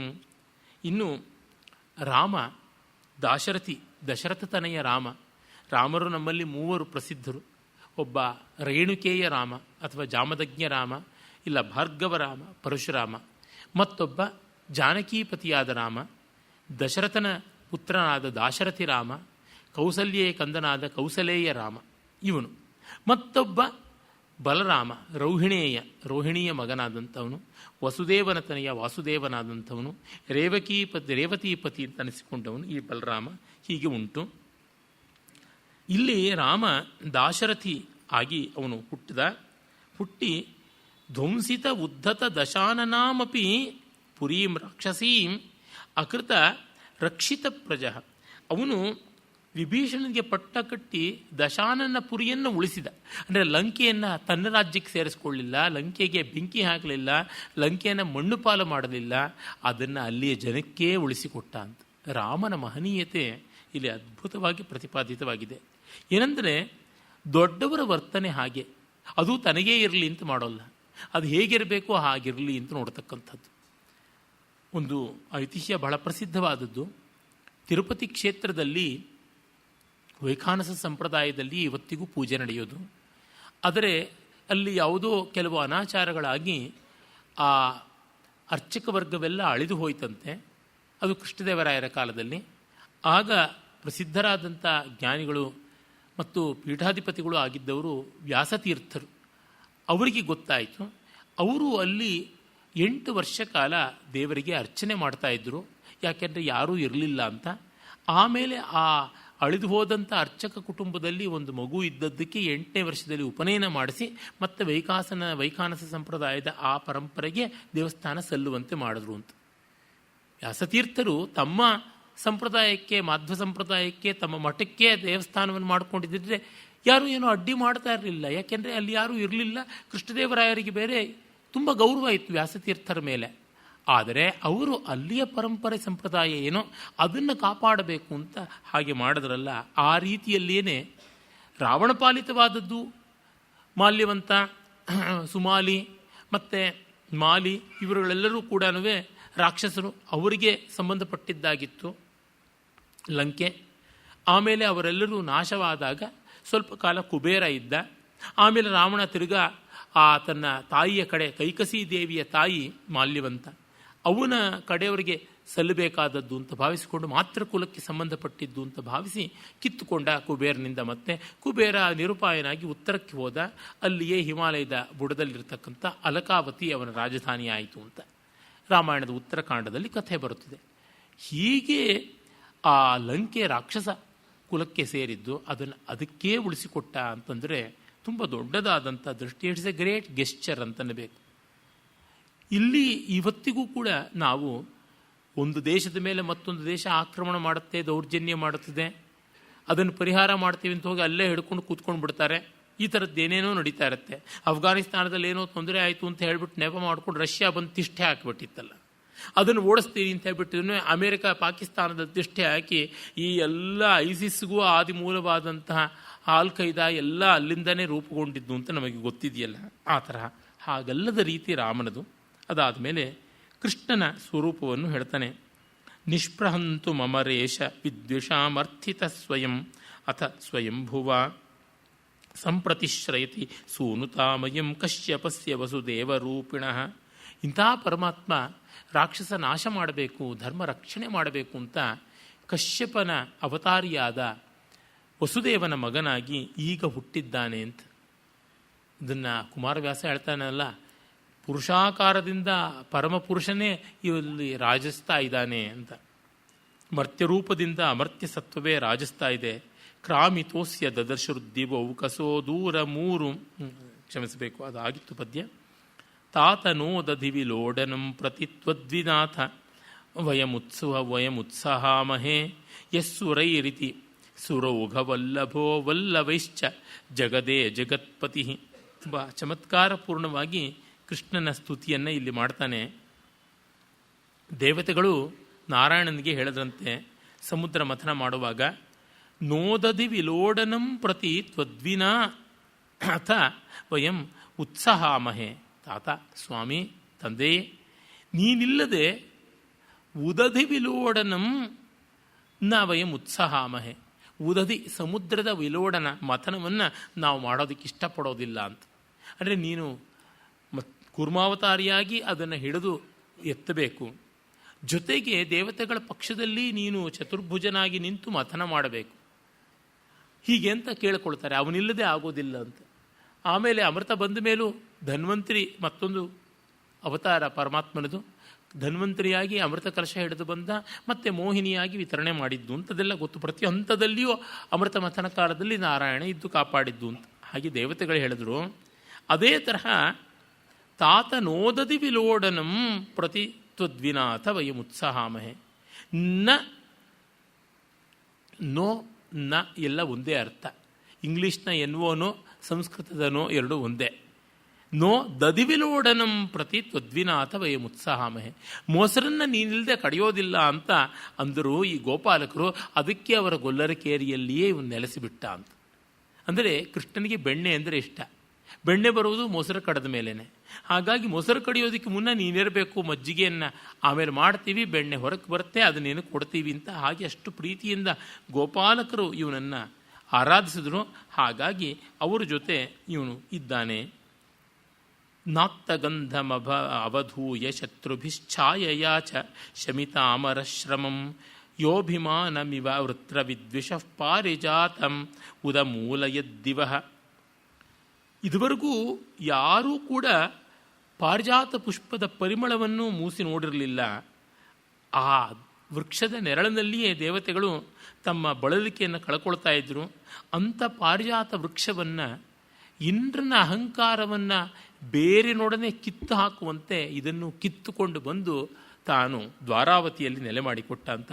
ಇಂದ್ರಾಹಂಕಾರವನ್ನು ಉನ್ಮೂಲಿಸಿದಂತೆ ಪಾರಿಜಾತವನ್ನು ಉನ್ಮೂಲಿಸಿ ಭೂಮಿಯಲ್ಲಿ ತಂದಿಟ್ಟ ಭಕ್ತ ಪಾರಿಜಾತನಾದಂಥ ನಾರಾಯಣ ಕೃಷ್ಣ ಅಂತ ಒಳ್ಳೆ ಚಮತ್ಕಾರ ಮಾಡ್ತಾನೆ ಕವಿ. ಅದು ನೋಡಿ, ಒಬ್ಬ ಹೆಣ್ಣು ಮಗಳು ತಾನು ಗಲಾಟೆ ಮಾಡಿಕೊಂಡು ತನಗೆ ಬೇಕು ಹೂವು ಅಂದಿದ್ದಕ್ಕೆ ದೇವಲೋಕದ ಮರವನ್ನೇ ಕಿತ್ಕೊಂಡು ಬಂದನಲ್ಲ. ಭೀಮ ದ್ರೌಪದಿ ಒಂದು ಹೂವು ಬೇಕು ಅಂತ ಬಯಸಿದರೆ ಆ ಸರೋವರದ ಹೂಗಳನ್ನೆಲ್ಲ ಹೊರೆ ಕಟ್ಟಿ ತಗೊಂಡು ಬಂದ ಅಂತ ಸೌಗಂಧಿಕ ಪುಷ್ಪಾಪಹರಣದ ಪ್ರಕರಣದಲ್ಲಿ ನೋಡ್ತೀವಿ. ಅವನಿಗಿಂತ ಉತ್ತಮನಲ್ಲವೇ ನಾರಾಯಣ ಕೃಷ್ಣ? ಅವನು ಸತ್ಯಭಾಮೆ ರುಕ್ಮಿಣಿ ಮುಡಿಯಲ್ಲಿ ಒಂದು ಹೂ ಬಂತು ಅಂದರೆ ಆ ಹೂವಿನ ಮರವನ್ನೇ ದೇವಲೋಕದಿಂದ ಕಿತ್ತುಕೊಂಡು ಬಂದು ನೆಟ್ಟಂಥದ್ದು. ಇದು ನೋಡಿದಾಗ ಭೀಮ ಬಲಿಷ್ಠನ, ಕೃಷ್ಣ ಬಲಿಷ್ಠನ, ಸತ್ಯಭಾಮೆ ಬಲಿಷ್ಠ ಅಂತ ಅನಿಸುತ್ತೆ. ಕಡೆಗೆ ಅಲ್ಲಿಗೆ ಬಂದು ನಿಂತುಕೊಳ್ಳುತ್ತೆ. ಏನೂ ಮಾಡ್ತಾರೆ ಹೆಣ್ಣು ಮಕ್ಕಳು, ಏನನ್ನೂ ಸಾಧಿಸ್ಕೊಳ್ತಾರೆ, ಅವ್ರಿಗೋಸ್ಕರ ಗಂಡು ಮಕ್ಕಳು ಏನೂ ಮಾಡೋದಕ್ಕೆ ಸಿದ್ಧವಾಗ್ತಾರೆ ಅಂತ. ಗಂಡಿಗೆ ಎಷ್ಟೇ ಬಲ ಇದ್ದರೂ ಅಷ್ಟು ಬಲವು ಹೆಣ್ಣನ್ನು ಒಲಿಸ್ಕೊಳ್ಳೋದ್ರೊಳಗೆ ಖರ್ಚಾಗುತ್ತೆ. ಹೆಣ್ಣಿಗೆ ಎಷ್ಟೇ ಚೆಲುವಿದ್ರೂ ಆ ಗಂಡನ ತನ್ನ ಕಡೆ ತಿರುಗಿಸ್ಕೊಳ್ಳೋದ್ರೊಳಗೆ ಖರ್ಚಾಗ್ಬಿಡುತ್ತೆ. ಈ ಬಲ ಚೆಲುವು ಇವುಗಳ ಮಧ್ಯದಲ್ಲಿ ಬುದ್ಧಿ ಅನ್ನೋದು ಉಳಿದಿದ್ದರೆ, ವಿವೇಕ ಅನ್ನೋದು ಉಳಿದಿದ್ದರೆ ಜಗತ್ ಕಲ್ಯಾಣವಾಗುತ್ತದೆ. ಇದು ಬಹಳ ಕಷ್ಟವಾದ ಕಾಂಬಿನೇಷನ್ನು. ಯಂ ಸಮೇತ್ಯ ಚಲಲಾಟಲೇಖಯ ಬಿಭ್ರತ ಸಪದಿ ಶಂಭು ವಿಭ್ರಮಂ ಚಂಡಮಾರುತಮಿವ ಪ್ರದೀಪವಚ್ಚೇದಿಪಸ್ಯ ನಿಜ ನಿರವಾದ್ವಿಲೋಚನಂ. ಮತ್ತೆ ಪ್ರಕೃತಿಗೆ ತುಂಬ ಚೆನ್ನಾಗಿ ಬರ್ತಾನೆ ಕವಿ. ಬಹಳ ಸ್ವಾರಸ್ಯಕಾರಿಯಾಗಿದೆ ಈ ಶ್ಲೋಕ. ಈ ಕೃಷ್ಣನ ಮಹಿಮೆ ಅಷ್ಟಿಷ್ಟಲ್ಲ, ಯಾವನ ಸ್ಪರ್ಶದಿಂದಲೇ 3 ಕಣ್ಣಿಂದ ವಿಕಾರವಾಗಿ ಕಾಣಿಸ್ತಾ ಇದ್ದ ಚೇದಿರಾಜನಾದ ಶಿಶುಪಾಲ ಆ 3ನೇ ಕಣ್ಣನ್ನು ಕಳ್ಕೊಂಡು ಸುಂದರವಾಗಿ ಆದನೋ, ಅವನ 3ನೇ ಕಣ್ಣೆನ್ನುವ ದೀಪ ಕೃಷ್ಣನ ಸ್ಪರ್ಶ ಅನ್ನುವ ಚಂಡಮಾರುತದಿಂದ ಆರಿಯೇ ಹೋಗ್ಬಿಡುತ್ತೋ, ಆ ರೀತಿಯಾಗಿ ಇರ್ತಕ್ಕಂಥವನು ಇವನು ಪರಮಾತ್ಮ, ಇವನು ಕೃಷ್ಣ ಅಂತ ಇಲ್ಲಿ ಹೇಳುವ ಮೂಲಕವಾಗಿ ಮುಂದೆ ಶಿಶುಪಾಲನಿಗೆ ಈ ವಿಕೃತಿ ಬಂದ ಕಾಲದಲ್ಲಿ ಅಶರೀರವಾಣಿ ಆಗಿದ್ದು, ಯಾರ ಸ್ಪರ್ಶದಿಂದ ಈ ವಿಕೃತಿ ಹೋಗುತ್ತದೆಯೋ ಅವನೇ ಈತನಿಗೆ ಮೃತ್ಯು ಅಂತ ಇದೆಲ್ಲ ನಮಗೆ ಪುರಾಣ ಕಥೆಗಳಾಗಿ ಗೊತ್ತು. ಭಾಗವತದಲ್ಲಿ ಪ್ರಸಿದ್ಧ, ಮಹಾಭಾರತದಲ್ಲಿ ಕೂಡ ಉಂಟು. ಆಗ ಇವನ ತಾಯಿ ಸಾತ್ವತಿಯನ್ನು ಕರುಣಿಸಿ ಕೃಷ್ಣ 100 ತಪ್ಪು ಕಾಪಾಡ್ತೀನಿ, ಅಲ್ಲಿವರೆಗೂ ತಾಳ್ತೀನಿ, ಆಮೇಲೆ ಇಲ್ಲ ಅಂತ ಹೇಳಿದ್ದ ಅಂತ ಅದಕ್ಕೆಲ್ಲ ಪೀಠಿಕೆಯಾಗಿ ಇದು ಬಂದಿದೆ. ಯಕೋಲತಾಂ ವಲ್ಲವತಾಂಚ ಬಿಭ್ರತ್ ದಂಷ್ಟ್ರಾಮುದಸ್ಯ ಶುಭುಜಾಂಚ ಗುರ್ವೀಂ ಮಗ್ನಸ್ಯ ತೋಯಾಪದಿ ದುಸ್ತರಾಯಾಂ ಗೋಮಂಡಲಸ್ಯೋದ್ಧರಣಂಚಕಾರ. ಯಾರು ಹಿಂದೆ ವರಾಹರೂಪಿಯಾಗಿ ಸಮುದ್ರ ನಿಮಗ್ನವಾದ ಭೂಮಿಯನ್ನು ತನ್ನ ಭಯಂಕರವಾದ ಕೋರೆದಾಡುಗಳಿಂದ ಎತ್ತಿದನೋ, ಹಾಗೆಯೇ ಜಗವೆಲ್ಲ ಮಳೆಯಿಂದ ಮುಳುಗುವ ಸ್ಥಿತಿ ಬಂದಾಗ ಗೋಪಾಲಕರನ್ನು ಕಾಪಾಡಬೇಕು ಅಂತ ಕಿರುಬೆರಳಿನಲ್ಲಿ ಗೋವರ್ಧನ ಪರ್ವತವನ್ನು ಎತ್ತದ ಅಂತ ತುಂಬ ಸುಂದರವಾದಂಥ ಪದ್ಯ. ಈ ಇಡೀ ಸರ್ಗವೇ ಮಾಗ ತಂಟೆ ತಕರಾರುಗಳನ್ನು ಕಡಿಮೆ ಮಾಡಿಕೊಂಡು ಶುಷ್ಕ ಪಾಂಡಿತ್ಯ ಪ್ರದರ್ಶನವನ್ನು ಹದ್ದುಬಸ್ನಲ್ಲಿಟ್ಕೊಂಡು ಬರೆದಿದ್ದಾನೆ. ಪಾಂಡಿತ್ಯ ಇದೆ, ಇಲ್ಲ ಅಂತಿಲ್ಲ, ಕಾರಣ ಭಗವತ್ ಸ್ತುತಿ ಬಂತು. ಆ ಕಾರಣದಿಂದಲೇ ಕವಿಕರ್ಣಪುರ ಅಂತ ಒಬ್ಬ ವಿದ್ವಾಂಸ, ಅಲಂಕಾರಿಕ ಕವಿ ಕೂಡ, ಅವನು ತನ್ನ ಅಲಂಕಾರ ಕೌಸ್ತುಭ ಗ್ರಂಥದಲ್ಲಿ ಹೇಳ್ತಾನೆ, ವಿದ್ವತ್ ಕವಿತೆ, ಚಿತ್ರಕವಿತೆ ಎಲ್ಲ ಬರೆದಾಗ ಕನಿಷ್ಠ ದೈವಸ್ತುತಿ ಅಂತ ಮಾಡಿದ್ರೆ ಆಗ ಅದು ಸ್ವಲ್ಪವಾದರೂ ಆಸ್ವಾದ್ಯವಾಗುತ್ತದೆ. ಅದು ಹೇಗೆ ಅಂದರೆ, ಕಬ್ಬಿನಲ್ಲಿ ಗಂಟಿರುತ್ತೆ, ಕಬ್ಬಿನ ಜಲ್ಲೆಯಲ್ಲಿ, ಅದನ್ನು ಪರ್ವ ಅಂತ ಕರೀತಾರೆ ಸಂಸ್ಕೃತದಲ್ಲಿ. ಆ ಗಂಟಿರುವ ಜಾಗದಲ್ಲಿ ಕಚ್ಚಿದರೆ ಒಂಚೂರು ರಸ ಬರ್ತಾ ಇದ್ರೆ ಮಿಕ್ಕ ಭಾಗದಲ್ಲಿ ಬರುವಷ್ಟು ರಸ ಬರೋಲ್ಲ, ಗಂಟನ್ನು ಕಚ್ಚುವುದು ಕಷ್ಟ. ಹಾಗೆ ಕನಿಷ್ಠ ಪಕ್ಷ ಆ ಇಕ್ಷು ಪರ್ವದಲ್ಲಿ ಇಕ್ಷು ಗ್ರಂಥಿಯನ್ನು ಜಗದ್ರೆ ಒಂದು ಸ್ವಲ್ಪವಾದರೂ ಅದು ಬಿದರ ಜಗದಂತೆ ಇರೋಲ್ವಲ್ಲ, ಒಂದು ಸ್ವಲ್ಪವಾದರೂ ರಸ ಬರುತ್ತೆ. ಹಾಗೆ ಶುಷ್ಕ ಚಿತ್ರಕಾವ್ಯ, ಶುಷ್ಕ ಪಾಂಡಿತ್ಯ ಪ್ರದರ್ಶನ ಕವಿತ್ವ ಭಗವದ್ವಿಷಯವಾದಾಗ, ದೈವಸ್ತುತಿಯಾದಾಗ ಆ ಮಟ್ಟಕ್ಕೆ ರಸ ಇರುತ್ತೆ ಅಂತ ಹೇಳಿದ್ದಾನೆ. ಬಹಳ ಒಳ್ಳೆಯ ಉದಾಹರಣೆ ಅಂತ ನನಗೆ ಇವತ್ತಿಗೂ ಅನಿಸುತ್ತದೆ ಈ ಕಾವ್ಯ ಭಾಗ. ಅದರಿಂದಾಗಿ ಇಷ್ಟು ಸ್ವಾರಸ್ಯಕಾರಿಯಾಗಿದೆ. ಆಮೇಲೆ ಹೀಗೆಲ್ಲ ಹೇಳಿ ಕೃಷ್ಣನ ಪ್ರಶಂಸೆ ಮಾಡಿ, ಇನ್ನು ಯಾರಪ್ಪ ನಿನಗೆ ಬೇಕಾಗಿರ್ತಕ್ಕಂಥವರು? ಧನ್ಯೋಸಿ ಯಸ್ಯ ಹರಿರೇಶ ಸಮಕ್ಷ ಏವ ದೂರಾದಪಿ ಕ್ರತುಷು ಯಜ್ವಭಿರಿಜ್ಯತೇಯ ದತ್ವಾರ್ಘಮತ್ರ ಭವತೆ ಭುವನೇಶು ಯಾವತ್ ಸಂಸಾರ ಮಂಡಲಮವಾಪ್ನುಹಿ ಸಾಧುವಾದಂ.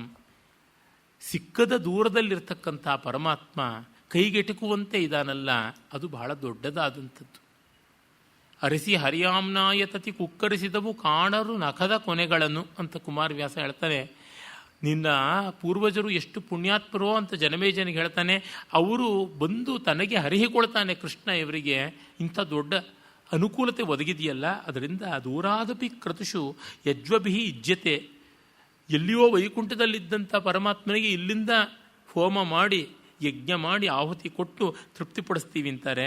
ನೀನು ಅವರಿಗೆ ನೇರವಾಗಿ ಕೈಗೆ ಅರ್ಘ್ಯ ಕೊಡ್ಬೋದಲ್ವಾ? ಇದು ಯಾರಿಗುಂಟು, ಯಾರಿಗಿಲ್ಲ ಈ ಭಾಗ್ಯ.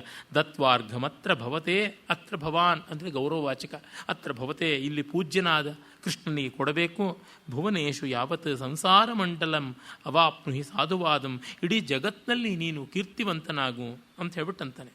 ಇಷ್ಟು ಹೇಳಿದ ಮೇಲೆ ಇನ್ನೇನು ಬೇಕು ಅವನಿಗೆ? ಭೀಷ್ಮೋಕ್ತಿಂ ತದಿತಿ ವಚೋ ನಿಶಮ್ಯ ಸಮ್ಯಕ್ ಸಾಮ್ರಾಜ್ಯ ಶ್ರಿಯಂ ಅಧಿಗಚ್ಚತ ನೃಪೇಣ ದತ್ತೇರ್ಘ್ಯೆ ಮಹತಿ ಮಹೀಭೃತಾಂ ಪುರೋಪಿ ತ್ರೈಲೋಕ್ಯೆ ಮಧುಬಿದ ಅಭೂತ್ ಅನರ್ಘಯೇವ.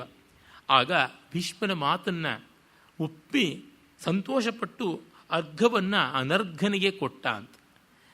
ಅರ್ಘ ಅಂತಂದರೆ ಶ್ರೇಷ್ಠವಾದಂಥ ಗೌರವ, ಅನರ್ಘ ಅಂತಂದರೆ ಗೌರವ ಇಲ್ಲದ್ದು ಅಂತ ಒಂದು ಅರ್ಥ, ಈ ಗೌರವಗಳನ್ನು ಮೀರಿದ್ದು ಅಂತಲೂ ಅರ್ಥ. ನೋಡಿ, ಈ ಪುಸ್ತಕದ ಬೆಲೆ ಏನು ಅಂದರೆ ಅಮೂಲ್ಯ, ಅಂದರೆ ಬೆಲೆ ಇಲ್ಲದ್ದು ಅಂತ. ಬೆಲೆಯೇ ಇಲ್ಲದ್ದು, ಬೆಲೆ ಇಲ್ಲದ್ದು, ಬೆಲೆಯೇ ಇಲ್ಲ, ಬೆಲೆಯೇ ಇಲ್ಲ ಅಂತನ್ನುವ ಆ ಕಾಕುವಿನಿಂದ ನಮಗೆ ಗೊತ್ತಾಗುತ್ತದೆ. ಆ ರೀತಿ ಅರ್ಘ ಅನರ್ಘ, ಈ ಬಗೆಯಲ್ಲಿ ಅನರ್ಘನಾದಂಥವನು ಇವಕ್ಕೆಲ್ಲ ಮೀರಿದವನಿಗೆ ಅರ್ಘವನ್ನು ಕೊಟ್ಟ. ಅವನಿಗೆ ಅರ್ಘವನ್ನು ಕೊಟ್ಟಿದ್ದರಿಂದ ಅವನು ಅನರ್ಘನೂ ಆಗಿದ್ದ ಅಂತ ಈ ವಿರೋಧಾಭಾಸ ಅಲಂಕಾರವನ್ನು ಮಾಡ್ತಾನೆ. ಪರಶುರಾಮ ಅವತಾರವನ್ನು ಕುರಿತು ಒಂದು ಅಂಶವನ್ನು ಹೇಳಬೇಕಾಗಿತ್ತು. ನಾನು ಮೊದಲೇ ತಿಳಿಸಿದೆ, ಈ ವರಾಹ, ವಾಮನ ಮತ್ತು ನರಸಿಂಹಾದಿ ಅವತಾರಗಳು ಕೆಲವು ಬಹಳ ಪ್ರಸಿದ್ಧವಾಗಿವೆ ಅಂತ. ಹಾಗೆ ಮಹಾರಾಷ್ಟ್ರ ಮಂಡಲದಲ್ಲಿ ಬಹಳ ಪ್ರಸಿದ್ಧವಾದದ್ದು ಚಿತ್ಪಾವನ ಕುಲಕ್ಕೆ ಆರಾಧ್ಯವ ಅಂತ ಅನಿಸ್ಕೊಂಡಂಥದ್ದು ಪರಶುರಾಮ ಅವತಾರ. ಅಷ್ಟೇಕೆ ಈ ಅಪರಾಂತ ಪ್ರದೇಶ ಅಂತ ಕರಿತೀವಿ, all the western coastline ಅಂತ, ಭೃಗುಕಚ್ಚದಿಂದ ಆರಂಭವಾಗಿ ಕೇರಳದವರೆಗೂ ಅಷ್ಟು ಪರಶುರಾಮ ಕ್ಷೇತ್ರ ಅಂತ ಪ್ರಸಿದ್ಧವಾದದ್ದು. ಅದರೊಳಗೂ ಮಧ್ಯಭಾಗ ಯಾವುದಿದೆ, ಈ ರತ್ನಗಿರಿ ಜಿಲ್ಲೆಯಿಂದ ಈಚೆಗೆ ಬರ್ತಕ್ಕಂಥ ಮಹಾರಾಷ್ಟ್ರದ ಕೋಸ್ಟಲ್ ಲೈನ್ ಅಂತ, ಅದು ಚಿತ್ಪಾವನರ ಕೇಂದ್ರ. ಆ ಚಿತ್ಪಾವನರ ಕುಲದೇವತೆ ಪರಶುರಾಮ. ಇವತ್ತಿಗೂ ಅವರು ಪರಶುರಾಮನ ಧ್ಯಾನವನ್ನು ಮಾಡಿಕೊಂಡೇ ತಮ್ಮ ಪೂಜೆ ಆರಾಧನೆಗಳನ್ನು ಮಾಡ್ತಾರೆ. ಶ್ರದ್ಧರಾವೃತದಲ್ಲಿ ಭವ್ಯವಾದಂಥ ಆ ಧ್ಯಾನ ಶ್ಲೋಕವನ್ನು ಕೂಡ ಪರಶುರಾಮಂದು ಹೇಳ್ಕೋತಾರೆ. ಇವತ್ತಿಗೂ ಎಷ್ಟೋ ಕಡೆ ಕಾಣಿಸ್ತಕ್ಕಂಥ ಪರಶುರಾಮ ದೇವಾಲಯಗಳಿದ್ದಲ್ಲಿ ಅದು ಚಿತ್ಪಾವನರಿಗೆ ಸೇರಿರುವಂಥದ್ದಾಗಿದೆ. ಅಂದರೆ ವಿಷ್ಣುವಿನ ಬೇರೆ ಬೇರೆ ಅವತಾರಗಳಿಂದ ಬೇರೆ ಬೇರೆ ರೀತಿಯಲ್ಲಿ ಆರಾಧನೆ ಮಾಡಿಕೊಂಡು ಬಂದಿದ್ದಾರೆ ಅಂತ ಗೊತ್ತಾಗುತ್ತೆ. ಕೆಲವು ನರಸಿಂಹದೇವರ ಒಕ್ಕಲು ಅಂತಂತಾರೆ, ಇನ್ನು ಕೆಲವರು ಹಾಗೆಯೇ ತ್ರಿವಿಕ್ರಮಾರಾಧನೆಯನ್ನು ಮಾಡ್ತಾರೆ. ತಿರುಪತಿ ಕ್ಷೇತ್ರ ಮುಂಚೆ ವರಾಹ ಕ್ಷೇತ್ರವಾಗಿ ಬಹಳ ಪ್ರಸಿದ್ಧಿ ಇತ್ತು. ತಿರುಪತಿಯಲ್ಲಿ ಶ್ರೀನಿವಾಸ ಬಂದಾಗ ವರಾಹನನ್ನು ಬೇಡ್ಕೋತಾನೆ, ನನಗೆ ಸ್ವಲ್ಪ ಜಾಗ ಕೊಡು ಅಂತ. ವೆಂಕಟಾಚಲ ಮಹಾತ್ಮ್ಯದಲ್ಲಿ ಬರುತ್ತದೆ, ಸ್ಕಾಂದ ಪುರಾಣ ಅಂತರ್ಗತವಾದದ್ದು. ಅಲ್ಲ, ನೀನು ಬಂದ ಮೇಲೆ ನೀನು ಬೆಳೆದು ಬಿಡ್ತೀಯ. ಅರಬ್ ದಿ ಕ್ಯಾಮೆಲ್ ಅಂತ ಒಂದು ಕತೆ ಚಿಕ್ಕ ವಯಸ್ಸಿನಲ್ಲಿ ಎಲ್ಲರೂ ಓದಿದ್ದಿರಬೇಕಲ್ವ. ನುಕ್ಕೊಂಡು ಬಂದುಬಿಡ್ತೀಯ, ನನಗೆ ಗತಿ ಏನಾಗಬೇಕು, ಹಾಗಾಗಿ ನಾನು ಜಾಗ ಕೊಡೋಲ್ಲ ಅಂದರೆ ಏನಾದರೂ ಕೊಡಪ್ಪ, ನನಗಿಲ್ದಿದ್ರೆ ಆಗೋಲ್ಲ ಅಂತ ಬಕಳಾದೇವಿಯ ರೆಕಮೆಂಡೇಶನ್ ಬೇರೆ ಮಾಡಿಸ್ಕೊಂಡು ಬರ್ತಾನೆ. ಆಯಿತು ಕೊಡ್ತೀನಿ, ಆದರೆ ನನ್ನನ್ನು ಮರೀಬಾರ್ದು ಅಂದರೆ ಆಯಿತು, ನನ್ನನ್ನು ನೋಡಿದ ಪುಣ್ಯ ಬರಬೇಕು ಅಂದರೆ ಮೊದಲು ನಿನ್ನನ್ನು ನೋಡಬೇಕು ಅಂತ. ಆದ ಕಾರಣದಿಂದಲೇ ತಿರುಪತಿಯಲ್ಲಿ ಸ್ವಾಮಿ ಪುಷ್ಕರಣಿ ಅಂತ ಉಂಟು. ಸ್ವಾಮಿ ಪುಷ್ಕರಣಿಯಲ್ಲಿ ಸ್ನಾನ ಮಾಡಿದ ಮೇಲೆ ಪಕ್ಕದಲ್ಲಿಯೇ ಇರತಕ್ಕಂಥ ವರಾಹಸ್ವಾಮಿ ದೇವಾಲಯದಲ್ಲಿ ವರಾಹನ ದರ್ಶನ ಮಾಡಿಕೊಂಡೇ ಮುಂದೆ ಶ್ರೀನಿವಾಸನನ್ನು ಕಾಣೋದಕ್ಕೆ ಬರಬೇಕು ಅಂತ. ಆ ಸ್ವಾಮಿ ಪುಷ್ಕರಣಿಯಲ್ಲಿ ಸ್ನಾನ ಮಾಡೋದಕ್ಕೆ ಮುಂಚೆ ಕಲ್ಯಾಣ ಕಟ್ಟೆಗೆ ಹೋಗಿ ಕ್ಷೌರ ಮಾಡಿಸ್ಕೊಂಡಿರಬೇಕು, ದೇವರಿಗೆ ತಲೆ ಕೂದಲು ಕೊಟ್ಟಿರಬೇಕು. ಅದಕ್ಕೂ ಒಂದು ಸ್ವಾರಸ್ಯಕಾರಿಯಾದ ಕಥೆ ಹೇಳ್ತಾರೆ. ಹುತ್ತದಲ್ಲಿದ್ದ ಶ್ರೀನಿವಾಸನಿಗೆ ಆ ಚೋಳರಾಜನ ದನ ಕಾಯುವವನ ಕೊಡಲಿಯ ಪೆಟ್ಟು ತಲೆಗೆ ಬಿದ್ದಾಗ ಒಂದಿಷ್ಟು ಭಾಗದಲ್ಲಿ ತಲೆ ಕೂದಲು ಬೆಳೆಯದೆ ಹೋಯ್ತಂತೆ. ಸ್ವಯಂ ಶ್ರೀಭೂ ನೀಲಾದೇವಿಯರು ಅಂತ 3 ಜನ ಪತ್ನಿಯರಲ್ಲಿ ನೀಲಾದೇವಿ ನೀಲಿ ಬಣ್ಣದವಳು, ಅವಳು ಪರಮಾತ್ಮನ ತಲೆ ಕೂದಲನ್ನು ಕಾಪಾಡತಕ್ಕಂಥವಳು ಅಂತ. ಅವಳು ಅಷ್ಟು ಭಾಗದ ತಲೆ ಕೂದಲು ಇಲ್ಲವಾಯ್ತಲ್ಲ, ಏನು ಮಾಡೋದು ಅಂತ ಎಷ್ಟೆಷ್ಟು ಪ್ರಯತ್ನ ಪಟ್ಟರೂ ಆಗ್ತಾ ಇಲ್ಲ. ಆಗ ಶ್ರೀನಿವಾಸನೇ ಹೇಳಿದಂತೆ, ಇದು ನೀನು ಏನು ಮಾಡಿದ್ರೂ ಆಗೋಲ್ಲ, ಏನು ವಿಗ್ಗು ಏನು ಟೋಪನ್ನು ಏನು ಮಾಡಿದ್ರೂ ಆಗೋಲ್ಲ, ಭಕ್ತರು ಕೊಡಬೇಕು, ಭಕ್ತರು ಕಾಣಿಕೆ ಕೊಡಬೇಕು ಅಂತ. ಹಾಗಾಗಿ ಕಲಿಯುಗಾಂತ್ಯದವರೆಗೂ ಕೊಡ್ತಾ ಇರ್ತಾರೆ ಭಕ್ತರು ತಲೆಮುಡಿಯ ಕಾಣಿಕೆಯನ್ನು, ಹೆಣ್ಣು ಗಂಡು ಭೇದ ಇಲ್ಲದೆ. ಅಷ್ಟು ಜನರು ತಲೆ ಕೂದಲು ಕೊಟ್ಟರೂ ಕೂಡ ಆ ಹೆಬ್ಬೆರಳ ಗಾತ್ರದ ಜಾಗ ಪರಮಾತ್ಮನ ತಲೆಯ ಆ ಗಾಯ ಆದ ಜಾಗದಲ್ಲಿ ಇನ್ನೂ ಕೂದಲು ಪೂರ್ತಿಯಾಗಿಲ್ಲ ಅಂತ. ಅದರಿಂದ ಕೊಡ್ತಲೇ ಇರಬೇಕು ಅಂತ. ಅವನು ಮಾಡಿರೋ ಸಾಲ ಕುಬೇರನ ಹತ್ರ ಮದುವೆಗಾಗಿ ಮಾಡಿದ್ದನ್ನು ತೀರಿಸೋದಕ್ಕೆ ಹುಂಡಿನಲ್ಲಿ ಕಾಸು ಹಾಕಬೇಕು, ಮುಡಿನ ಇಲ್ಲಿ ಕೊಡಬೇಕು ಅಂತ. ತುಂಬ ರಮಣೀಯವಾದಂಥ ಕಲ್ಪನೆ. ಭಗವಂತನಿಗಾಗಿ ಭಕ್ತ ಮರುಗುವುದು, ಭಕ್ತ ತ್ಯಾಗ ಮಾಡುವುದು ಅಂತಂದರೆ ಎಷ್ಟು. ಸಾಮಾನ್ಯವಾಗಿ ನಾವು ಸರ್ವೇಶ್ವಂಗೇಶು ಶಿರಃ ಪ್ರಧಾನಂ, ಎಲ್ಲ ಅಂಗಗಳಲ್ಲಿ ಶಿರಸ್ಸು ಪ್ರಧಾನ ಅಂತ. ಆ ಶಿರಸ್ಸಿನಲ್ಲಿ ಮೇಲೆ ನಿಂತುಕೊಂಡಿರ್ತಕ್ಕಂಥ ತಲೆ ಕೂದಲು ಒಂದು ಸ್ವಲ್ಪ ತಲೆ ಕೂದಲು ಬೆಳಪಾದರೆ ಸಾಕು ಸಂಕಟ ಪಡ್ತಾರೆ, ಉದುರೋದ್ರೆ ಸಾಕು ಸಂಕಟ ಪಡ್ತಾರೆ. ಈ ಜಗತ್ತಿನಲ್ಲಿ ಎಷ್ಟೆಷ್ಟೋ ಬೇರೆ ಬೇರೆ ಕಾಸ್ಮೆಟಿಕ್ಸ್ ಎಲ್ಲ ಇವೆಯಲ್ಲ, ಅದರೊಳಗೆ ಅತಿ ಹೆಚ್ಚು ಖರ್ಚಾಗೋದು ಯಾವುದು ಅಂತಂದರೆ hair transplantation and hair dyeing ಅಂತಂತಾರೆ. ಅದು ಎಷ್ಟೆಷ್ಟು ಥರ ಅಲಂಕಾರ ಮಾಡ್ಕೋತಾರೆ ತಲೆ ಕೂದಲೊಳಗೆ, ಅಷ್ಟು ಬೆಲೆ ಕೊಡ್ತಾರೆ. ಆ ತಲೆ ಕೂದಲನ್ನೇ ನಮ್ಮದಲ್ಲ ಅಂತ ಕತ್ತರಿಸಿಕೊಡಬೇಕು ಅಂದರೆ ಆ ಮಟ್ಟಕ್ಕೆ ತ್ಯಾಗ, ಸೌಂದರ್ಯ ತ್ಯಾಗ ಮಾಡೋದಿದೆಯಲ್ಲ, ತುಂಬ ದೊಡ್ಡದಾದ ತ್ಯಾಗ. ಇದು ಮುಖ್ಯ ನಮ್ಮಲ್ಲಿ. ಅದಕ್ಕಾಗಿಯೇ ಹಿರಿಯರು ತೀರಿಕೊಂಡಾಗ ಆ ಕರ್ಮವನ್ನು ಮಾಡತಕ್ಕಂಥವ್ರು ಮುಂಡನ ಮಾಡ್ಕೊಳ್ಳೋದು ಅಂತ ಅನ್ನೋದು ಕೂಡ ಆ ಕಾರಣದಿಂದ. ಬರೀ ನಮ್ಮಲ್ಲಿ ಮಾತ್ರವಲ್ಲ, ಗ್ರೀಕರಲ್ಲಿ ಮತ್ತು ತಿರ್ಗ ಈಜಿಪ್ಷಿಯನ್ಸಲ್ಲಿ ಇವರೆಲ್ಲರಲ್ಲಿ ಕೂಡ ಇತ್ತು ಅಂತ ಗೊತ್ತಾಗುತ್ತೆ. ಪ್ರಾಚೀನ ಸಂಸ್ಕೃತಿಗಳಲ್ಲೆಲ್ಲ ಮುಂಗುರುಳನ್ನಾದರೂ ಕತ್ತರಿಸಿಕೊಡ್ತಕ್ಕಂಥದ್ದು ಒಂದು ನಿಯಮವಾಗಿತ್ತು ಅಂತ ಗೊತ್ತಾಗುತ್ತದೆ. ಹೀಗೆ ಬೇಕಾದಷ್ಟು ಸ್ವಾರಸ್ಯಗಳು ನಮ್ಮ ಪುರಾಣ ಕಥೆಗಳಲ್ಲೆಲ್ಲ ಉಂಟು. ಆಮೇಲೆ ನಾವು 15ನೇ ಸರ್ಗಕ್ಕೆ ಬರ್ತೀವಿ. ಈಗ ಇವನು ಗಲಾಟೆ ಮಾಡ್ತಾನೆ. ಅರ್ಘ್ಯ ಕೃಷ್ಣನಿಗೆ ಕೊಟ್ಟಿದ್ದಕ್ಕೆ ಚೈದ್ಯ, ಚೇದಿ ಭವ ಚೈದ್ಯ, ಚೇದಿ ದೇಶದವನು. ಈ ಚೇದಿ ದೇಶ ಅಂತಂದರೆ ಇವತ್ತಿನ ಝಾನ್ಸಿ, ಹಿಟಾರ್ಸಿ ಆ ಆಸುಪಾಸಿನಲ್ಲಿ ಬರ್ತಕ್ಕಂಥ ಜಾಗ. 15ನೇ ಸರ್ಗವೆಲ್ಲ ಒಂದು ವಿಲಕ್ಷಣವಾದಂಥ ಛಂದಸ್ಸು, ವಿಷಮ ಛಂದಸ್ಸು ಅಂತ ಹೆಸರು. ಅದು ಉದ್ಗತ. ಉದ್ಗತ ಒಂದೊಂದು ಸಾಲು ಒಂದೊಂದು ಥರ ಇರುತ್ತೆ. 4 ಸಾಲು 4 ಬಗೆಯಲ್ಲಿರುತ್ತೆ. ಅಥ ತತ್ರ ಪಾಂಡುತನಯೇನ ಸದಸಿ ವಿಹಿತಂ ಮುರದ್ವಿಷಃ ಮಾನಮಸಹತ ನ ಚೇದಿಪತಿ ಪರವೃದ್ಧಿ ಮತ್ಸರಿ ಮನೋಹಿ ಮಾನಿನಾಂ. ಅಲ್ಲೆಲ್ಲ ಇಷ್ಟು ಗೌರವವನ್ನು ಕೃಷ್ಣನಿಗೆ ಕೊಡ್ತಾ ಇದ್ರೆ ಮಿಕ್ಕವರೆಲ್ಲ ಸುಮ್ಮನೆ ಇದ್ದಾಗ ಇವನಿಗೆ ಮಾತ್ರ ಸಂಕಟ ಆಗಿಬಿಡ್ತು. ಮಾನಂ ಅಸಹತ ನ ಚೇದಿಪತಿ ಪರವೃದ್ಧಿ ಮತ್ಸರಿ ಮನೋಹಿ ಮಾನಿನಾಂ. ಆತ್ಮಾಭಿಮಾನ ಅನ್ನೋ ಹೆಸರಿನಲ್ಲಿ ದುರಭಿಮಾನ ಇಟ್ಟುಕೊಂಡವರು ಯಾವತ್ತೂ ಬೇರೆಯವರ ಏಳಿಗೆಯನ್ನು ಸಹಿಸೋದಿಲ್ಲ ಅಂತ. ಅದು ಅರ್ಥಾಂತರನ್ಯಾಸ ಅಲಂಕಾರ ಮಾಡ್ತಾನೆ. ಪುರ ಏವ ಶಾರ್ಂಗಿಣಿ ಸವೈರಮಥ ಪುನರಮುಂ ತದರ್ಚಯ ಮನ್ಯುರಭಜತ್ ಅವಗಾಢತರಃ ಸಮದೋಷ ಕಾಲ ಇವ ದೇಹಿನಾಂ ಜ್ವರಃ. ಆ ಪರಮಾತ್ಮನ ಈ ಒಂದು ಅಗ್ರಪೂಜೆಯ ಸಂದರ್ಭದಲ್ಲಿ ಇವನಿಗೆ ಎಲ್ಲ ದೋಷಗಳು ವಿಪರೀತವಾಗಿ, ಅಪತ್ಯ ದೋಷವು ಕರ್ಮದೋಷವು ಸೇರಿಕೊಂಡು ರೋಗ ಬರುವಂಥ ರೀತಿಯಲ್ಲಿ ಇವನಿಗೆ ಕ್ರೋಧ ಆವಾಹನೆಯಾಯಿತು ಅಂತ. ಅಭಿತರ್ಜಯನ್ನಿವ ಸಮಸ್ತ ನೃಪಗಣಂ ಅಸಾವಕಂಪಯಂತ್ ಲೋಲ ಮುಕುಟ ಮಣಿರಶ್ಮಿ ಶನೈರಶನೈ ಪ್ರಕಂಪಿತ ಜಗತ್ರಯಂ ಶಿರಃ. ಆಗ ಇವನ ದೇಹ ಕೋಪದಿಂದ ಅಲ್ಲಾಡಿ ಹೋಯ್ತಂತೆ. ಆ ಕಿರೀಟ ತಲೆ ದೂಗುತ್ತಾ ಇತ್ತು, ಅದರ ಮಣಿಕಾಂತಿಗಳು ಕೂಡ ಹೊಯ್ದಾಡ್ತಾ ಇತ್ತು. ರಾಜರನ್ನೆಲ್ಲ ಅವನು ಭಯಪಡಿಸಿಬಿಟ್ಟ. ಲೋಲ ಮುಕುಟ ಮಣಿ ರಶ್ಮಿ ಶನೈಹಿ ಅಶನೈಹಿ ಪ್ರಕಂಪಿತ ಜಗತ್ರಯಂ ಶಿರಃ. ಸಿಡಿಲಿಂದ ಜಗತ್ತು ಕಂಪಿಸುವ ಹಾಗೆ ಇವನ ಕ್ರೋಧದಿಂದ ಸಭೆಯೇ ಕಂಪಿಸುವಂತೆ ಆಯಿತು. ಆಮೇಲೆ ಅವನು ತನ್ನ ಕತ್ತಿಯೊಂದನ್ನೇ ನಚ್ಚಿಕೊಂಡು ಕೋಲಾಹಲ ಮಾಡ್ತಾನೆ. ಅವನ ಬಾಡಿ ಲ್ಯಾಂಗ್ವೇಜನ್ನು ಕವಿ ಹೇಳ್ತಾನೆ. ಕನಕಾಂಗದ ದ್ಯುತಿಭಿರಸ್ಯ ಗಮಿತಂ ಅರುಚತ್ ಪಿಶಂಗಿತಾಂ ಕ್ರೋಧಮಯ ಶಿಖಿಶಿಖಾಪಟಲೈ ಪರಿತಃ ಪರೀತಮಿವ ಬಾಹುಮಂಡಲಂ. ಇವನು ತೋಳ್ಬಂದಿಯನ್ನು ಹಾಕಿಕೊಂಡಿದ್ದಾನೆ. ಆ ತೋಳ್ಬಂದಿ ಬಂಗಾರದಿಂದ ಆಗಿರ್ತಕ್ಕಂಥದ್ದು. ಕೈ ಎತ್ತಿದಾಗ ಆ ಬಂಗಾರದ ಕಾಂತಿ ಹೊಗೆ ಕವಿದುಕೊಂಡು ಬಂದಂಥ ಅಗ್ನಿ ಜ್ವಾಲೆಯ ಏರ್ತಾ ಇದೆಯಾ ಎನ್ನುವ ರೀತಿಯಲ್ಲಿ ತೋರ್ತು. ಕೃತಸನ್ನಿಧಾನಮಿವ ತಸ್ಯ ಪುನರಪಿ ತೃತೀಯ ಚಕ್ಷುಷಾ ಕ್ರೂರ ಮಜನಿ ಕುಟಿಲಭ್ರು ಗುರುಭ್ರುಕುಟಿ ಕಠೋರಿತಲಲಾಟಮಾನನಂ. ಆಮೇಲೆ ಅವನು ಹುಬ್ಬುಗಂಟು ಹಾಕ್ಕೊಂಡಿದ್ದಾನೆ, ಭ್ರುಕುಟಿ ಮಾಡಿಕೊಂಡಿದ್ದಾನೆ. ಮೊದಲೇ ಕಠೋರವಾದಂಥ ಮುಖ, ಕುಟಿಲವಾದಂಥ ಅಂದರೆ ಡೊಂಕಾದಂಥ ಹುಬ್ಬು, ಮತ್ತು ಇಷ್ಟು ಈ ಹುಬ್ಬುಗಂಟು ಹಾಕ್ಕೊಂಡು ಕಠೋರವಾಗಿಬಿಡ್ತು. ಆ ಅಭಿಮಾನ ಕೆರಳಿ 3ನೇ ಕಣ್ಣು ತೆರೆದಿದೆಯೋ ಅನ್ನುವಂಥ ರೀತಿಯಲ್ಲಿ ತಿರುಗಾ ಹೊಸದಾಗಿ ಬಂತು ಅನ್ನುವಂತೆ ಆ ಹುಬ್ಬು ಗಂಟು ಹಾಕ್ಕೊಂಡು ಹಣೆಯಲ್ಲಿ ಒಂದು ಗುರುತು ಮೂಡಿತು ಅಂತ ಹೇಳ್ತಾ ಇದ್ದಾನೆ. ಇವನು ವಿಕೃತ ರೂಪಿಯಾಗಿದ್ದಾಗ ಆ ಕಣ್ಣಿತ್ತು.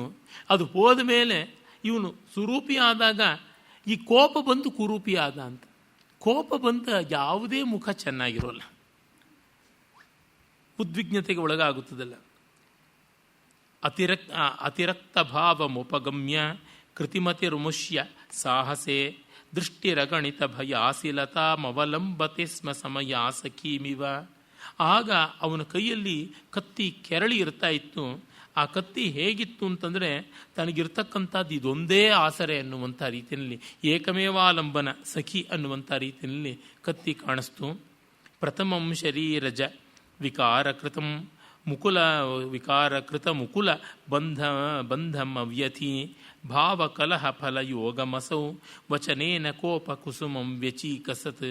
ಆಗ ಅವನು ರೋಷದಿಂದ ವಿಕೃತಿ ಹೊಂದಿದವನು ಈ ಕೋಪ ಕಲಹ ಅಂತಕ್ಕಂಥ ಕಲಹ ಫಲ ಹುಟ್ಟಿಸ್ತಕ್ಕಂಥ ನಿಂದಾವಾಕ್ಯಗಳು ಅನ್ನುವ ಹೂಗಳನ್ನು ಅರಳಿಸ್ದ ಅಂತ. ಈ ಕೋಪ ಕುಸುಮದಿಂದ ಕಲಹ ಫಲ ಹುಟ್ಟುವಂಥ ರೀತಿಯಲ್ಲಿ ಆಯಿತು. ಕೋಪ ಕುಸುಮಂ ವ್ಯಚೀಕಸತ್, ಅರಳಿಸಿದ ಅಂತ. ಅಚೀಕಸತ್ ಅಂತ ಲುಂಗ್ಲಕಾರವನ್ನು ಮಾಡ್ತಾನೆ. ಯದಪೂ ಪೂಜಸ್ತ್ವಮಿಹ ಪಾರ್ಥ ಮುರಜಿತಮಪೂಜಿತಂ ಸತಾಂ ಪ್ರೇಮ ವಿಲಸತಿ ಮಹತ್ತದಹೋ ದಯಿತಂ ಜನಃ ಖಲು ಗುಣೀತಿ ಮನ್ಯತೆ. ಏನೋ ಧರ್ಮರಾಜ, ನೀನೀಗ ಅಪೂಪುಜ ಪೂಜೆ ಮಾಡಿದೆಯಲ್ಲ ವಿಶೇಷವಾಗಿ ಕೃಷ್ಣನನ್ನು, ಅವನು ಅಪೂಜನೀಯ, ಅವನನ್ನು ನೀನು ಪೂಜೆ ಮಾಡಿದೆ. ಎಲ್ಲಾದರೂ ಉಂಟಾ? ನಿನಗೆ ಇಷ್ಟ ಅನ್ನೋದಿದ್ದರೆ ನೀನು ಖಾಸಗಿಯಾಗಿ ಮಾಡಬೇಕಾಗಿತ್ತು, ಸಾರ್ವಜನಿಕವಾಗಿ ನೀನು ಮಾಡಬಾರ್ದು, ತಪ್ಪು ಅಂತ ಹೇಳ್ತಾನೆ. ಯಾಕೆ? ಯದರಾಜ್ಞಿ ರಾಜವದ್ ಇಹಾರ್ಘ್ಯಂ ಉಪಹಿತಮಿದಂ ಮುರದ್ವಿಷಿ ಗ್ರಾಮ್ಯ ಮೃಗ ಇವ ಹವಿಸ್ತದಯಂ ಭಜತೆ ಜ್ವಲತ್ಸು ನ ಮಹೀಶವನ್ಹೀಷು.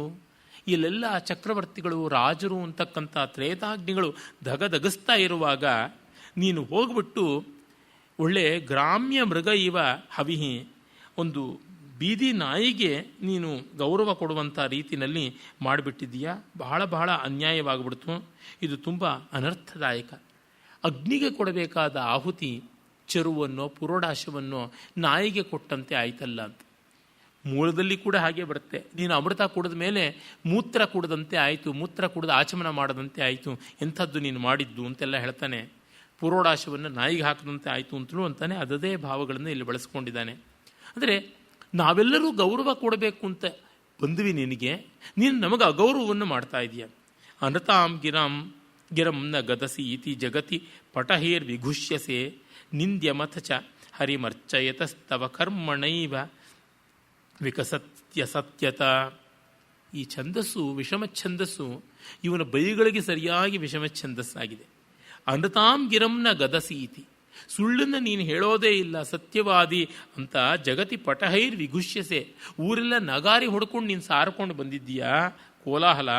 ಅರೆ ನಿಂದ್ಯ ಮತಚ ಹರಿಂ ಅರ್ಚಯತಃ, ನಿಂದ್ಯನಾದ ಈ ಕೃಷ್ಣನನ್ನು ಅರ್ಚನೆ ಮಾಡುವ ಮೂಲಕ ತವ ಕರ್ಮಣೈವ ವಿಕಸತಿ ಅಸತ್ಯತ, ನಿನ್ನ ಕೆಲಸದ ಸುಳ್ಳುತನ ಏನು, ಪೊಳ್ಳುತನ ಏನು, ನೀನು ಅಸತ್ಯವಾದಿ ಅನ್ನೋದು ನಿನ್ನ ಕೆಲಸದಿಂದಲೇ ಗೊತ್ತಾಗ್ತಾ ಇದೆ ಅಂತ. ಅಂದರೆ ಧರ್ಮರಾಜ ವಿನೋದಕ್ಕಾಗಿಯೂ ಸುಳ್ಳು ಹೇಳದವನಲ್ಲ ಅಂತ. ರಾಮನ ಬಗೆಗೂ ಅದೇ ಥರ ಉಂಟು. ಸತ್ಯಪರಾಕ್ರಮ, ಸತ್ಯವಾದಿ ಅಂತೆಲ್ಲ ಹೇಳ್ತೀವಿ, ಆದರೆ ಅದನ್ನು ಮೀರಿದನಲ್ಲ ಅಂತ.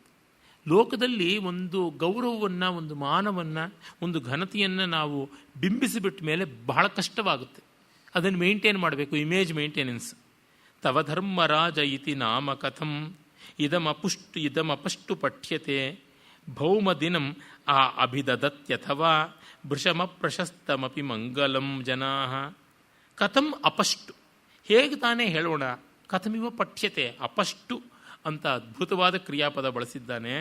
ತವ ಧರ್ಮರಾಜ ಇತಿ ನಾಮ ಕಥಂ ಇದಂ ಅಪಷ್ಟು ಪಠ್ಯತೆ, ಹೇಳಲಾಗದ್ದು. ನೀನನ್ನು ಧರ್ಮರಾಜ ಅಂತ ಹೇಳ್ತಿದ್ದಾರೆ, ನೀನು ನೋಡಿದ್ರೆ ಅಧರ್ಮರಾಜ ಆಗಿದ್ದೀಯಾ, ಇದು ಹೇಗೆ? ಅದಕ್ಕೆ ಅವನೇ ಉತ್ತರ ಕೊಡ್ತಾನೆ, ಸಮರ್ಥನೆಯನ್ನು ಕೂಡ ಮಾಡ್ತಾನೆ. ದೃಷ್ಟಾಂತ ಅಲಂಕಾರ. ಭೌಮ ದಿನಂ ಅಭಿದದತಿ ಅಥವಾ ವೃಷಂ ಅಪ್ರಶಸ್ತಮಪಿ ಮಂಗಲಂ. ಅಮಂಗಳವಾದ ಭೌಮವಾಸರವನ್ನು ಮಂಗಳವಾಸರ ಅಂತಾರಲ್ಲ, ಯೂಫಮಿಸಮ್ಮು. ಮನೆಯಲ್ಲಿ ಅರ್ಶಿನ ಕುಂಕುಮ ಇಲ್ಲದೆ ಇದ್ದರೆ ಯಾರೂ ಹಳೆ ಕಾಲದಲ್ಲಿ ಹೇಳ್ತಾ ಇರಲಿಲ್ಲ, ಅರ್ಶಿನ ಕುಂಕುಮ ಹೆಚ್ಚಿದೆ ಅಂತಿದ್ರು. ಅಕ್ಕಿ ಕೂಡ ಅಷ್ಟೇ.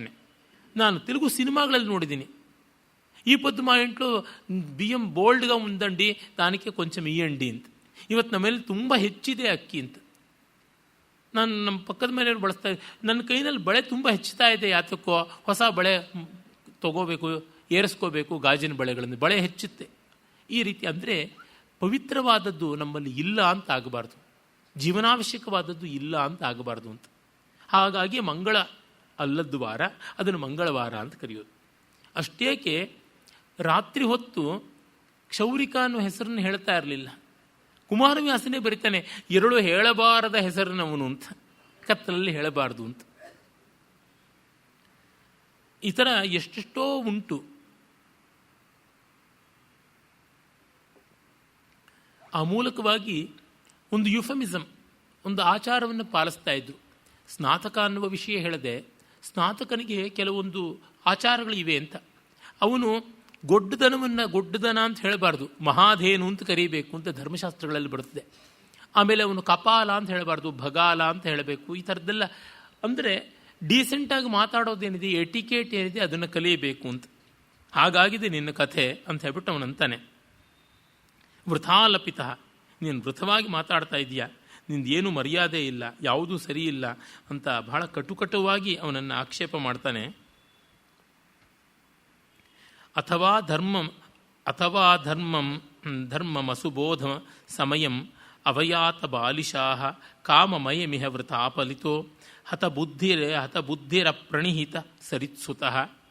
ಹೀಗೆ ನೀನು ಯಾತಕ್ಕೆ ಈ ಥರ ಮಾಡ್ತಾ ಇದೀಯಾ, ನೋಡಿದ್ರೆ ಮಿಥ್ಯಾ ಜರತ್ವ ಬಂದಿರತಕ್ಕಂಥವರಿಂದ ಅದು ವೃಥಾಪಲಿತ ಅಂದರೆ ಆ ವ್ಯರ್ಥವಾಗಿ ಬೆಳ್ಳಗೆ ತಲೆ ಕೂದಲಾದಂಥವನು ಭೀಷ್ಮ. ಅವನ ಮಾತು ಹೇಳಿದ್ದನ್ನು ನೀನು ಕೇಳಿ ಈ ಥರ ಮರಳಾಗ್ಬಿಟ್ಟಿದ್ದೀಯಾ. ಯದಿ ವಾರ್ಚನೀಯತಮ ಏಷ ಕಿಮಪಿ ಭವತಾಂ ಪ್ರತಾಸುತಃ ಶೌರಿರವನಿಪತಿಭಿಃ ನಿಖಿಲೈಃ ಅವಮಾನಾರ್ಥಮಿಹ ಕಿಂ ನಿಮಂತ್ರಿತೈಃ. ನಿಮ್ಮ ಕೃಷ್ಣನನ್ನೇ ಅರ್ಚನೆ ಮಾಡಬೇಕು ಅಂತಿದ್ರೆ ನಮ್ಮನ್ನು ಯಾಕೆ ಕರೆದ್ರೆ? ಯಾರನ್ನು ಕರೀದೆ ನೀವು ಮನೇಲಿ ಹಬ್ಬ ಮಾಡಿಕೊಳ್ಳಿ. ಅನರ್ಚನೀಯನನ್ನು ಅರ್ಚನೀಯನನ್ನಾಗಿ ಮಾಡಿ ಗೌರವನೀಯರಾದ ನಾವು ಅಗೌರವನೀಯರಾಗ್ಬಿಟ್ರಲ್ಲ, ಅದು ತುಂಬ ಅನ್ಯಾಯ. ಈ ಭೀಷ್ಮ ಇದ್ದಾನಲ್ಲ, ಅವನು ನಿಷ್ಪ್ರಯೋಜಕ, ವೃಥಾ ಮುಂಡ ಅಂತೆಲ್ಲ ಬೈತಾನೆ. ಶಾಂಡಿಲ್ಯ ಒಂದು ಸಂಸ್ಕೃತ ಪ್ರಹಸನದಲ್ಲಿ ಭಗವದ್ಗೀತೆಯಲ್ಲಿ ವ್ಯರ್ಥವಾಗಿ ತಲೆ ಬೋಳಿಸ್ಕೊಂಡು ಸನ್ಯಾಸಿ ಹೇಗಿದ್ದೀಯಾ, ನಿಂಗೆ ಕನುಕರವೇ ಇಲ್ಲ ಅಂತ ಅವನು ಗುರುವಿಗೆ. ಹಾಗೆ ವೃಥಾಫಲಿತ, ಸುಮ್ಮನೆ ತಲೆ ಕೂದಲು ಬೆಳ್ಳಗಾಗಿದೆ. ತಲೆ ಕೂದಲು ಬೆಳ್ಳಗಾದರೆ ಅನುಭವ ಬಂದಿರಬೇಕು, ಆಗಿಲ್ಲವಲ್ಲ. ಸ್ವಯಮೇ ವಶಂತನ ತನೂಜ ಯಮಪಿ ಅಭ್ಯದಾಹ ತತ್ರ ಮುರರಿಪುರ ಯಂ ಕತಮೋ ಯಮನಿಂದ್ಯ ಬಂದಿವದ ಗುಷ್ಟುಷೆ ವೃಥಾ. ನೀನು ಬರೀ ಒಬ್ಬ ಹೊಗಳಪಟ್ಟನ ಹಾಗೆ, ಒಂದಿಮಾಗದನ ಹಾಗೆ ನೀನು ಕೊಂಡಾಡ್ತಾ ಇದೆಯಾ, ಇದು ಸರ್ವಥಾ ನಿಂದ್ಯವಾದದ್ದು. ಯಾಕೆ ಅಂತಂದರೆ ಇಷ್ಟು ಜನ ಇರುವಾಗ, ಇಷ್ಟು ಗೌರವನೀಯರಿರುವಾಗ ಇವರಲ್ಲಿ ನೀನು ಯಾವುದೇ ಒಂದು ಕ್ವಾಲಿಫಿಕೇಷನನ್ನು ಇಟ್ಕೊಂಡಿಲ್ಲ ಇವನನ್ನು ಗೌರವಿಸೋದಿಕ್ಕೆ ಅಂತ. ಇದು ತುಂಬ ಮಾರ್ಮಿಕವಾದಂಥದ್ದು ಆ ಆಕ್ಷೇಪ. ಅವನೀಭೃತಾಂ ತ್ವಮಪಹಾಯ ಗಣಮತಿ ಜಡಃ ಸಮುನ್ನತಂ ನೀಚಿ ನಿಯತಮಿಹ ಎಚ್ಚಪಲೋ ನಿರತಸ್ಫುಟಂ ಭವಸಿ ನಿಮ್ನಗಾಸುತಃ. ನೋಡಿ ಆ ಧ್ವನಿ ಶಬ್ದ ಎಷ್ಟು ಚೆನ್ನಾಗಿ ಬಳಸ್ತದೆ, ನಿಮ್ನಗಾಸುತ. ನಿಮ್ನಗ ಅಂದರೆ ನದಿ ಅಂತ. ಅರೆ ನಿಮ್ನಂ ಗಚ್ಚತಿ ಇತಿ ನಿಮ್ನಗ, ಕೆಳಕ್ಕೆ ಹೋಗ್ತಕ್ಕಂಥದ್ದು. ನಿಮ್ಮ ಅಮ್ಮನ ಹುಟ್ಟೇನೆ ತಗ್ಗಲ್ಲಿ ಹೋಗ್ತಕ್ಕಂಥದ್ದು, ಹಳ್ಳ ಹಿಡಿತಕ್ಕಂಥದ್ದು ನಿಮ್ಮಮ್ಮನ ವರ್ತನೆ. ನೀನು ಆ ಅಮ್ಮನಿಗೆ ಸರಿಯಾದಂಥವನು. ಹಾಗಾಗಿ ನೀನು ಮಾಡೋದೆಂಥದ್ದು ಹಳ್ಳ ಹಿಡಿಯುವಂಥ ಬುದ್ಧಿ, ಕೆಳಗೆ ಹೋಗ್ತಕ್ಕಂಥ ಬುದ್ಧಿ, ನಿಕೃಷ್ಟವಾದಂಥ ಬುದ್ಧಿ ಅಂತ. ಭಾಷೆಯಲ್ಲಿ ಪದ ಸಂಪತ್ತಿ ಇದ್ದರೆ ಯುಕ್ತವಾದ ಪದ ಬಳಸಬೇಕು ಅಂತ. ಇಲ್ಲಿ ಭೀಷ್ಮನಿಗೆ 1000 ಪದ ಇದ್ರು. ಗಂಗೆಗೆ ನೋಡಿ, ಗಂಗಾ, ವಿಷ್ಣುಪದಿ, ವಿಷ್ಣುಪಾದೋದ್ಭವ, ವಿಯನ್ನದಿ, ಸ್ವರ್ಣದಿ, ಸುರದೀರ್ಘಿಕ, ತ್ರಿಪದಗ, ತ್ರಿಸ್ರೋತ ಅಂತ ಎಷ್ಟೆಷ್ಟು ದೊಡ್ಡ ದೊಡ್ಡ ಹೆಸರುಗಳೆಲ್ಲ ಇವೆ ಗಂಗೆಗೆ. ಆದರೆ ಅದನ್ನು ತಿವಿದು ಹೇಳಬೇಕು ಅಂದರೆ ನಿಮ್ನಗ ಅಂತನ್ನುವುದು ಒಂದು ಹೆಸರು ಬಹಳ ಮಾರ್ಮಿಕವಾದ. ನೀಚಿ ಅಂತಂದರೆ ನೀಚ ವೃತ್ತಿಯಲ್ಲಿ ಕೆಳಗೆ ಹೋಗ್ತಕ್ಕಂಥ ತಗ್ಗುತನ, ನಿನ್ನ ಮನೋಧರ್ಮ ನಿಮ್ಮ ಅಮ್ಮನಿಗೆ ಬಂದಿರತಕ್ಕಂಥದ್ದು, ಅದು ತಪ್ಪು. ಇವನು ಸ್ನಾತಕನ ಅಲ್ಲವೇ ಅಲ್ಲ. 64 ದಿವಸದಲ್ಲಿ ಯಾವ ವೇದ ಓದೋಕ್ಕಾಗುತ್ತೆ, ಯಾವ ವಿದ್ಯೆ ಓದೋಕ್ಕಾಗುತ್ತೆ? ಇನ್ಕಂಪ್ಲೀಟು, ಡ್ರಾಪ್ ಔಟು. ಇವನು ಕೋರ್ಸ್ ಕಂಪ್ಲೀಟು ಮಾಡಿಲ್ಲ, ಇನ್ನು ಡಿಗ್ರಿ ತೊಗೊಳ್ಳೋದೇನು? ಹಾಗಾಗಿ ಸ್ನಾತಕ ಅಲ್ಲ. ಇವನು ಗುರುವ ಒಬ್ಬರಿಗೆ ಇದುವರೆಗೂ ಪಾಠ ಹೇಳಿಲ್ಲ. ಹೋಗಲಿ, ಇವನು ಮೂರ್ಧಾಭಿಷಿಕ್ತ ಮಹಾರಾಜನ, ಇವನು ವಂಶಕ್ಕೆ ಅದು ಬಂದಿಲ್ಲ, ಶಾಪೋಪಹತವಾದದ್ದು ಯದುಕುಲ. ಜೊತೆಗೆ ಇವ್ರದ್ದು ಗಣತಂತ್ರ ವ್ಯವಸ್ಥೆ, ಮತ್ತು ಇವನು ತಮ್ಮ ಬೇರೆ, ಇವನು ಅಣ್ಣನೇ ರಾಜ ಅಲ್ಲ ಅಂದರೆ ಇವನೆಲ್ಲಿ ರಾಜ? ಪೂರ್ವೇ ಇಲ್ಲ, ಇನ್ನು ಅಂತಃಪುರ ಇಲ್ಲಿಂದ ಅಂತಾರಲ್ಲ, ಹಾಗಾಗಿದೆ. ಮತ್ತು ಇವನು ನಿನಗೆ ಬಂಧುವ ಅಂತಂದರೆ ಅಲ್ಲವೇ ಅಲ್ಲ. ಬಂಧುವಾದರೆ ದೃಪದ ಇದ್ದಾನೆ, ಆ ಥರ ಅಲ್ಲ. ಇವನು ಸೋದರತ್ತೆ ಮಗ ಅಂತಂದರೆ ಬಲರಾಮನೇ ಇದ್ದಾನೆ. ಮತ್ತು ನಿನ್ನ ತಮ್ಮನಿಗೆ ಮದುವೆ ಆಗಿದೆ ಅಂತಂದರೆ ಸುಭದ್ರೆ ಇವನು ಸ್ವಂತ ತಂಗಿ ಅಲ್ಲ, ಬಲರಾಮನ ತಂಗಿ, ಒಂದು ಬಿಟ್ಟು ತಂಗಿ, ಸವತಿ ತಾಯಿ ಮಗಳ ಅವಳು. ಹಾಗಾಗಿ ಯಾವ ದೃಷ್ಟಿಯಿಂದ ನೋಡಿದ್ರೂ ಕೂಡ ಇವನು ಆಚಾರ್ಯನ ಅಲ್ಲವೇ ಅಲ್ಲ, ಯಾವುದೂ ಅಲ್ಲ.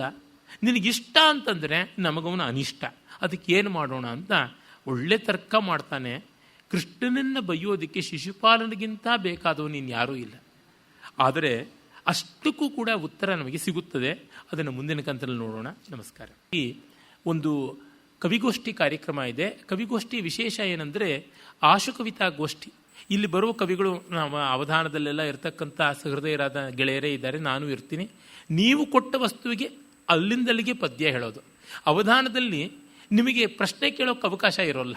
ಆದರೆ ಇಲ್ಲಿ ನಿಮಗೆ ಪ್ರಶ್ನೆ ಕೇಳೋ ಅವಕಾಶ ಇದೆ. ಮಾರ್ಬಲ್ ಟು ಮೆಟಾಫಿಸಿಕ್ಸ್ ಯಾವ ಪ್ರಶ್ನೆಯನ್ನು ಕೇಳಿ ಅದಕ್ಕೆ ಪದ್ಯ ರೂಪದಲ್ಲಿ ಉತ್ತರ, ವಿವರಣೆ, ವಿನೋದ ಎಲ್ಲ ಕೂಡ ಇರುತ್ತದೆ. ಅದು ಆಗುತ್ತದೆ. ತತ್ಪೂರ್ವದಲ್ಲಿ ಒಂದು ಪುಸ್ತಕದ ಬಿಡುಗಡೆ ಕಾರ್ಯಕ್ರಮ ಕೂಡ ಇದೆ. ನಾನು ಮತ್ತು ನನ್ನ ವಿದ್ವನ್ ಮಿತ್ರ ಡಾಕ್ಟರ್ ಶಂಕರ್ ಹಾಗೂ ಶಶಿಕಿರಣ್ ಮೂವರು ಬರೆದಂಥ 5 ಕಾವ್ಯ ನಾಟಕಗಳ ಲೋಕಾರ್ಪಣ ಮತ್ತು ಆಶುಕವಿತಾ ಗೋಷ್ಠಿ ಇದೆ. ಅನುಕೂಲವಿದ್ದವರು ದಯಮಾಡಿ ಬರಬೇಕು. ಭಾನುವಾರ 10 ಗಂಟೆಗೆ ಇದೇ ವೇದಿಕೆಯಲ್ಲಿ. ನಮಸ್ಕಾರ.